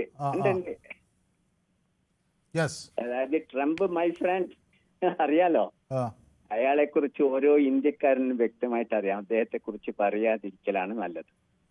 പിന്നെ ഫലസ്തീൻ ഒരു ശവപ്പറമ്പായി മാറ്റിയ ലോകത്തിലെ ആധുനിക അത് നമ്മൾ ചർച്ച ചെയ്തൊരു കാര്യമാണ്. പക്ഷെ എനിക്ക് തോന്നുന്നത് ഇനി ഇവിടുന്ന് അങ്ങോട്ടേക്ക് എന്ത് യുദ്ധം അവസാനിച്ചു, പക്ഷെ ഹമാസ് ഇപ്പോൾ അവിടെ ആഭ്യന്തര യുദ്ധത്തിൽ ഏർപ്പെട്ടുകൊണ്ടിരിക്കുകയാണ്. അതൊക്കെ ചില മാധ്യമങ്ങൾ ഉണ്ടാക്കി തീർക്കുന്ന സംഗതിയാണെന്നാണ് എനിക്ക് 27 ആളുകൾ മരിച്ചു എന്ന് പറയുന്നതിൽ ഒരു കാര്യമില്ലെന്നാണ് അങ്ങ് പറയുന്നത്. 28. അതായത് അവിടെ പല ഗ്രൂപ്പുകൾ ഉണ്ടാക്കി അവിടെ ആഭ്യന്തര കലാപം ഉണ്ടാക്കാൻ ശ്രമിക്കുന്ന കുബുദ്ധികൾ എന്ന് തന്നെ പറയാം. അതിന്റെ പിന്നിലും ഇസ്രായേലാണ്. നമുക്കറിയാലോ, ആധുനിക ലോകത്തിന്റെ രക്തരക്ഷസ് എന്ന് വിശേഷിപ്പിക്കാവുന്ന ഒരാളാണ് ഈ നെതന്യാഹു. അയാൾ വരുത്തി തീർക്കുന്ന കഥകളാണിതൊക്കെ, അയാൾ ഉണ്ടാക്കി തീർക്കുന്ന നാടകങ്ങളാണിതൊക്കെ. അവിടെ നമ്മെ സംബന്ധിച്ചിടത്തോളം ഫലസ്തീൻ പുനർനിർമ്മിക്കപ്പെടണം. അവിടുത്തെ ട്രംപിന്റെ സഹായം തന്നെ വേണം. ട്രംപിന്റെ ഏറ്റെടുക്കും. അല്ല, ലോക രാജ്യങ്ങൾ മുഴുവനും കൈകോർത്തുകൊണ്ട് ഈ ഒരു നേതൃത്വം ഏറ്റെടുക്കും. ഈജിപ്ത് നേതൃത്വം ഏറ്റെടുത്താൽ അതിന് ഈ ട്രംപ് ഏറ്റെടുക്കുന്ന അത്ര ബലം കിട്ടുമോ? അല്ല, ട്രംപ് കൂടി വേണം അതിൽ. ട്രംപ് വേണ്ട എന്നല്ല, അമേരിക്കയുടെ പ്രസിഡന്റ് എന്നുള്ളത് ട്രംപിനെ നമുക്ക് ആ രീതിയിലൊന്ന് കണ്ടുകൂടെ മനു. നമുക്ക് അനുഭവങ്ങൾ അധ്യാപകനാണ്. നമ്മൾ കണ്ട കാഴ്ചകളും നമ്മൾ കേട്ടുകൊണ്ടിരിക്കുന്ന വാർത്തകളും ഒക്കെ ട്രംപ് ആരാണെന്ന് അറിയാലോ. അപ്പൊ ട്രംപ് അതിന് ആവശ്യമാണ്, അമേരിക്ക ഇതിന് ആവശ്യമാണ്, മുൻകൈ എടുക്കണ്ട എന്നല്ല. പക്ഷേ നമ്മൾ ലോകരാജ്യങ്ങൾ ഒന്നടങ്കം കൈകോർത്ത് തീർച്ചയായും ആ പാവങ്ങളെ സഹായിക്കണം. നിർധനരായ, നിരാരംഭരായ, നിരാശ്രരായ പാവങ്ങൾ എത്ര ഇവിടെ എന്റെ ചോദ്യം, ഈ ഹമാസ് ആയുധം താഴെ വെക്കുമോ? ഹമാസിനെ കൊണ്ട് താഴെ വെപ്പിക്കാൻ കഴിയും. ലോകരാജ്യങ്ങൾ ഒന്നിക്കണം. ഉറപ്പായിട്ട് സാധ്യമാണ്. പക്ഷെ ഈ ഇസ്രായേലിന്റെ ഭീഷണി ഉള്ളിടത്തോളം കാലം അവർക്ക് ഇത് താഴെ വെക്കാൻ കഴിയുകയില്ല. അപ്പൊ അവരെയും ആ രീതിയിൽ കൊണ്ടുവരണം. ശരി. അപ്പൊ ഇസ്രായേൽ മുകളിൽ നിയന്ത്രണങ്ങൾ വരുമ്പോൾ സ്വാഭാവികമായി അപ്പുറത്തും സംഘർഷ സാധ്യത കുറയുമെന്ന് അങ്ങയുടെ അഭിപ്രായം. ഓക്കെ, വ്യക്തമാണ്. അപ്പോൾ ശ്രീ കൃഷ്ണൻകുട്ടി മണിമല നമുക്കൊപ്പം ചേരുകയാണ്. ശ്രീ കൃഷ്ണൻകുട്ടി മണിമല, ട്രംപിൻ്റെ ആ ഒരു പ്രസംഗം നടക്കുന്നതിനിടയിൽ അതിനിടയിൽ ഒരു 2 പേർ അവിടെ സംഘർഷം ഉണ്ടാക്കിയ ഒരു സാഹചര്യം ഉണ്ടായിരുന്നു. നമുക്ക് ആ ദൃശ്യങ്ങളൊക്കെ ഉണ്ടെങ്കിൽ ഒന്നും കൂടി കാണേണ്ടതാണ്. 2 ആളുകളാണ് അവിടെ കെനസറ്റിൽ അവിടെ ഒരു പ്രതിഷേധവുമായി വരുന്നത്. അപ്പോൾ ആ ഘട്ടത്തിലാണ് ട്രംപിന് നേരെ അവർ വരുന്നുവെന്ന് മനസ്സിലാക്കി അവരെ പെട്ടെന്ന് തന്നെ പുറത്തേക്ക് കൊണ്ടുപോകുന്ന ഒരു സാഹചര്യമാണ് ഉണ്ടായത്. അപ്പോൾ അതിൻ്റെ ദൃശ്യങ്ങൾ നമുക്ക് വീണ്ടും ലഭ്യമാകും, നമുക്കത് കാണേണ്ടതുണ്ട്. പക്ഷേ അപ്പോൾ ശ്രീ കൃഷ്ണൻകുട്ടി, ഈ ദൃശ്യങ്ങൾ നമുക്ക് വ്യക്തമാക്കുന്നത് എന്താണ്? എല്ലാവരും സന്തുഷ്ടരല്ല എന്ന നിലപാടാണോ? നമസ്കാരം. നമ്മുടെ എം സ്വരാജ് ഒരു ലേഖനം എഴുതിയിരുന്നു, പാലസ്തീൻ എന്ത് ചെയ്താലും അവരാണ് ശരിയെന്ന് പറഞ്ഞിട്ട്. വായിച്ചിട്ടുണ്ടോ? ഞാൻ വായിച്ചിട്ടില്ല. ഞാൻ എം സ്വരാജ് എഴുതിയ ഒരു പുസ്തകവും വായിച്ചിട്ടില്ല. ഇല്ല. നമ്മളീ പറയുന്ന ഹമാസ് കുഴപ്പമുണ്ടാക്കുന്നു അല്ലേ പറയുന്നേ? ഇപ്പൊ വിളിച്ച ഒരു പ്രേക്ഷകൻ പറഞ്ഞ കാര്യം എന്താണ്? ലോകം കണ്ടതിൽ ഏറ്റവും വലിയൊരു രക്തരക്ഷസാണ് നെതന്യാഹു എന്നാ പറഞ്ഞേ. അതിന് കൂട്ടു നിൽക്കുന്ന ആളാണ് ട്രംപ്. ആയിക്കോട്ടെ. ഇപ്പൊ ട്രംപിനെ നേരെ ആരോ വന്നു എന്നുള്ളതാണല്ലോ ഇപ്പൊ നമ്മൾ പറയുന്ന കാര്യം. ഞാൻ ചോദിക്കട്ടെ, നമ്മുടെ ഇന്ത്യൻ സ്വാതന്ത്ര്യ സമരം നമുക്ക് നന്നായിട്ട് പഠിച്ചിട്ടുള്ള ആൾക്കാരാണല്ലോ. പറയാൻ ഉദ്ദേശിക്കുന്നത് എന്താന്ന് ഞാൻ ചോദിക്കുന്നത്, നമ്മുടെ പ്രശ്നം പഴയ കാര്യമൊക്കെ അവസാനിച്ചു, ഇനി നമുക്ക് പുതിയതിലേക്ക് വരേണ്ടതുണ്ട്. ആര് ശരി ആര് തെറ്റ് എന്നുള്ളതൊക്കെ അവസാനിച്ചു. ഇനി അവിടെ ഗാസ പുനർനിർമ്മിക്കണം, അവിടെ ജനങ്ങൾ വീണ്ടും അവരുടെ പശ്ചാത്തല സൗകര്യങ്ങൾ, ജീവിതം കെട്ടിപ്പടുക്കണം, നിത്യവൃത്തിയിലേക്ക് നീങ്ങണം, അവിടെ വികസനം ഉണ്ടാകണം, മനുഷ്യജീവിതം കൂടുതൽ സുഗമമാകണം. ഇതാണ് നമ്മുടെ മുന്നിലെ ഇനിയുള്ള ദൗത്യം. ആ ദൗത്യത്തിലേക്ക് പോകാൻ അവിടെ ഹമാസ് ആണോ തടസ്സം, ഇസ്രായേൽ ആകുമോ തടസ്സം? അതാണ് ഞാൻ ചോദിക്കുന്നത്. ഹമാസ് തടസ്സമെന്ന് നമ്മൾ എങ്ങനെയാ പറയുന്നത്? ഹമാസ് നിരാകരിച്ച് അവിടുന്ന് സ്ഥലം വിട്ടാൽ പിന്നെ അവർ തടസ്സമല്ലല്ലോ.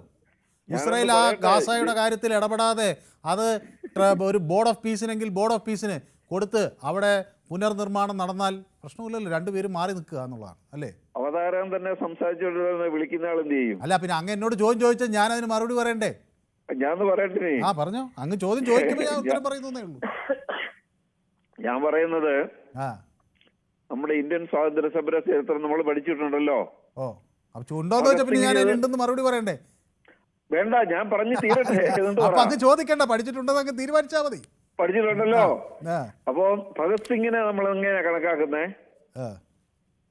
ഭഗത് സിംഗ് ചെയ്തത് തെറ്റായിരുന്നു നമ്മൾ പറയുമോ? പലസ്തീൻ അങ്ങ് ഈ ചോദ്യം ചോദിച്ചുകൊണ്ടിരിക്കുമ്പോൾ എന്നോട് മറുപടി പറയരുതെന്ന് പറഞ്ഞാൽ അവസാനം അതെങ്ങനെയാണ് എനിക്ക് മനസ്സിലായത്. ഇത് എല്ലാ രാജ്യത്തും ഇത്തരം പ്രശ്നങ്ങളുണ്ട്. നോക്കൂ, അവതാരം തന്നെ അങ്ങ് ചോദിക്കാന്നേ. പിന്നെ അങ്ങ് ചോദ്യം ചോദിച്ചിട്ട് അവതാരകൻ സംസാരിക്കുന്നു. അങ്ങ് ഇപ്പൊ എന്നോട് 3 ചോദ്യം ചോദിച്ചു. ഉത്തരം പറഞ്ഞോളുകയും ചെയ്തോളാം. അങ്ങ് തന്നെ ചോദ്യം ചോദിച്ച് എനിക്ക് പറയാനുള്ള കൂടെ അങ്ങ് പറയാന്ന് എങ്ങനെയാ പറയുന്നത്? അങ്ങ് അങ്ങയുടെ എന്താണ് അങ്ങ് മനസ്സിലാക്കിയത് അത് പറയൂ. ഞാൻ മനസ്സിലാക്കിയത് നമ്മുടെ ഇന്ത്യൻ സ്വാതന്ത്ര്യ സമരത്തിൽ ഭഗത് സിംഗ് ചെയ്തതുപോലെയും സുഭാഷ് ചന്ദ്രബോസ് ചെയ്തതുപോലെയൊക്കെ കാര്യങ്ങളാണ് ഈ ഹമാസ് ചെയ്യുന്നത്. അവരെങ്ങനെ ചെയ്യാൻ നിർബന്ധിതരായി പോകുന്നതാണ്. അത് രണ്ടും തമ്മിൽ വലിയ അന്തരമുണ്ട്. എനിക്ക് അതിലൊരു വലിയ അന്തരമുണ്ട്. അവിടെ ഇന്ത്യൻ സ്വാതന്ത്ര്യ സമരത്തിൽ അക്രമം നടത്തിയിട്ടുള്ള ഇന്ത്യക്കാരെല്ലാം അത് ഇംഗ്ലണ്ടിലെ സാധാരണ വഴിയിലൂടെ കർഷകരെയോ പാവപ്പെട്ട മനുഷ്യരെയോ സ്ത്രീകൾക്ക് നേരെയല്ല. ഇന്ത്യയിൽ ആളുകളെ വെടിവെച്ച് കൊല്ലാൻ ഉത്തരവിട്ട ഉദ്യോഗസ്ഥർക്കെതിരെ ഒരുപക്ഷെ അവരെ ആക്രമിച്ചിട്ടുണ്ടാകാം. അല്ലെങ്കിൽ അവിടെ ദുർഭരണം നടത്തിയ ഏതെങ്കിലും ബ്രിട്ടീഷ് ഉദ്യോഗസ്ഥനെതിരെ നടപടിയെടുത്തിട്ടുണ്ടാകും. അല്ലാതെ ഇംഗ്ലണ്ടിലെ സാധാരണക്കാരായ മനുഷ്യർക്ക് നേരെ കുട്ടികളെ തട്ടിക്കൊണ്ടുപോയി അവിടെ പിന്നെ സ്ത്രീകളെ ആക്രമിക്കുന്ന ഏത് സ്വാതന്ത്ര്യ സമരത്തിൽ ഉള്ള അങ്ങനെ ഒരു സംഭവം ഉണ്ടായിട്ടുള്ളത്? ഇതിനെ ഇന്ത്യ എന്ന മഹത്തായ രാജ്യത്തിൻ്റെയും ഇതുപോലുള്ള ഒരു തീവ്ര ചിന്താഗതി നടക്കുന്ന ഹമാസിൻ്റെ ഇന്ത്യൻ സ്വാതന്ത്ര്യ സമരത്തെയും ഹമാസിൻ്റെ നീക്കത്തെയും എങ്ങനെയാണ് ശ്രീ കൃഷ്ണൻകുട്ടിയെ അങ്ങേക്ക് ഇത് ഒന്നിപ്പിക്കാൻ കഴിയുന്നതെന്ന് എനിക്ക് മനസ്സിലാകുന്നില്ല. നമ്മൾ രണ്ടുപേരും സംസാരിക്കുമ്പോൾ ഒരേ സമയത്ത് രണ്ടുപേരും സംസാരിച്ചാൽ കേൾക്കുന്നവർക്കൊന്നും കേൾക്കാൻ പറ്റില്ല. അല്ല അത് അങ്ങ് പറയുന്നത് എനിക്ക് മനസ്സിലായി. പക്ഷെ അങ്ങ് ഒരു ന്യായം വേണ്ടേ? ഇപ്പൊ ഇതുവരെയായിട്ട് കൂടുതൽ സംസാരിച്ചാരാ? ഞാനാണ്. അല്ല അങ്ങ് എന്നോട് ചോദ്യം ചോദിച്ചുകൊണ്ട് ഇങ്ങനെ പറയണം. പിന്നെ അങ്ങ് വളരെ ഒരു തരത്തിലും അംഗീകരിക്കാൻ പറ്റാത്ത ഒരു സ്റ്റേറ്റ്മെന്റ് അങ്ങ് അടിച്ചുവിടുകയാണ്. ഇന്ത്യയിൽ സ്വാതന്ത്ര്യ സമരം നടത്തുമ്പോൾ നമ്മൾ ചിലപ്പോഴൊക്കെ നോൺ വയലൻസിലേക്ക് പോയിട്ടില്ലേ? അതുപോലെ ഒരു പോകലാണോ ഹമാസ് ചെയ്യുന്നത്? നീ ഒരു ഉത്സവ ദിവസം അങ്ങനെ നിരാലംബരായി നിൽക്കുന്ന മനുഷ്യരെ പറന്നിറങ്ങി വന്ന് വെടിവെച്ച് കൊന്ന് തട്ടിക്കൊണ്ടുപോയി അവിടെ പീഡിപ്പിക്കുന്നത് അത് ഏത് ഇന്ത്യൻ സ്വാതന്ത്ര്യ സമരത്തിൽ നിങ്ങൾ ഏത് ചരിത്രത്തിലാണ് അത് പഠിച്ചിട്ടുള്ളത്? ഞാനാകെ 3 സെന്റൻസേ പറഞ്ഞിട്ടുള്ളൂ. അത് പറഞ്ഞത് തെറ്റാണ്. അതാണ് ഞാൻ പറയുന്നത്. ഇതിനെ ഒന്നിപ്പിക്കേണ്ട. എൻ്റെ രാജ്യത്തിൻ്റെ എൻ്റെ നാടിൻ്റെ മഹത്തായ സ്വാതന്ത്ര്യ സമര സേനാനികൾ ഉയർത്തിപ്പിടിച്ച ഉന്നത ആശയം എവിടെ? ഈ ഹമാസ് അവരെ നയിക്കുന്ന വികാരം എന്താണ്? അവരെ നയിക്കുന്ന വികാരം ആ മനുഷ്യരാണോ? ആ കുട്ടികളാണോ? അതോ അവിടുത്തെ സാധാരണക്കാരാണോ? അവരെ നയിക്കുന്ന വികാരം ഒരുപക്ഷെ ആ മതം മാത്രമായിരിക്കും. ഇന്ത്യയിലെ ഈ ധീരദേശാഭിമാനികളെ നയിച്ച വികാരം എന്താണ്? ഇവിടുത്തെ സാധാരണക്കാരൻ്റെ ജീവിതമാണ്, ഇവിടുത്തെ സാധാരണക്കാരൻ്റെ മനസ്സാണ്, ഇവിടുത്തെ സാധാരണക്കാരായ കുഞ്ഞുങ്ങൾ നേരിടുന്ന പ്രയാസം കണ്ടാണ് ഇവിടെ സ്വാതന്ത്ര്യ സമരം ഉടലെടുത്തത്. ആ സ്വാതന്ത്ര്യ സമരത്തിൻ്റെ ആശയം എവിടെ? ഏതെങ്കിലും ഒരു മതത്തിൻ്റെ തെറ്റായി മനസ്സിലാക്കിക്കൊണ്ട് തോക്കെടുത്ത് തെരുവിലേക്ക് ഇറങ്ങി നിഷ്കരണം ആളുകളെ സാധാരണക്കാരെ വെടിവെച്ച് കൊല്ലുന്ന ഹമാസ് എവിടെ കിടക്കുന്നു? എൻ്റെ സുഭാഷ് ചന്ദ്രബോസ് എവിടെ കിടക്കുന്നു? കഴിഞ്ഞോ? സമയം കഴിഞ്ഞതെന്ന് എനിക്ക് തോന്നുന്നല്ലേ? ഞാൻ പറഞ്ഞത് സാഹചര്യങ്ങളുടെ സമ്മർദ്ദത്തിൽ ഇതുപോലുള്ള കാര്യങ്ങൾ സംഭവിച്ചുകൊണ്ടേയിരിക്കുകയാണ്. ഇപ്പോൾ ട്രംപ് ചെയ്യുന്നത് എന്താണ്? ട്രംപിനൊരു നോബൽ സമ്മാനം വേണമായിരുന്നു. അതിനുവേണ്ടി ട്രംപ് കളിക്കുന്ന ഒരു നാടകമാണിത്. അത് വേറൊരു വശമാണ് അതിന്റെ. ഇവരെല്ലാം ഈ പറഞ്ഞ പോലെ ഈനാമ്പേച്ചിക്ക് മരപ്പെട്ടി കൂട്ടെന്ന് പറഞ്ഞ പോലെ ഇവരെല്ലാം ഒരേ ടൈപ്പ് ആൾക്കാരാണ്. ശരി, അപ്പൊ എന്താണെന്ന് വെച്ചാൽ നമുക്ക് വിശദമായി പിന്നീട് സംസാരിക്കാം. എൻ്റെ സമയം കഴിഞ്ഞു പോയത് കൊണ്ടാണ് ഞാൻ കുറച്ച് കൂടുതൽ സംസാരിച്ചു വന്നത് ശരിയാണ്. പക്ഷേ ഇതെന്താണെന്ന് വെച്ചാൽ അങ്ങ് ഓരോ അങ്ങയുടെ സ്റ്റേറ്റ്മെൻറ്റും ഓരോ ചോദ്യമാണ്. പിന്നെ ഇതിൻ്റെ അപ്പുറത്ത് ഈ എൻ്റെ ഇന്ത്യൻ സ്വാതന്ത്ര്യ സമരം എന്ന് പറഞ്ഞാൽ ഞാൻ നെഞ്ചോട് ചേർത്ത് പിടിക്കുന്ന വൈകാരികമായൊരു കാര്യമാണ്. അതിലെ ഒരു തെറ്റ് അങ്ങ് ചൂണ്ടിക്കാണിക്കും. അത് ഹമാസിനോടൊക്കെ അതിൽ താരതമ്യം ഒരിക്കലും അംഗീകരിക്കാൻ പറ്റില്ല.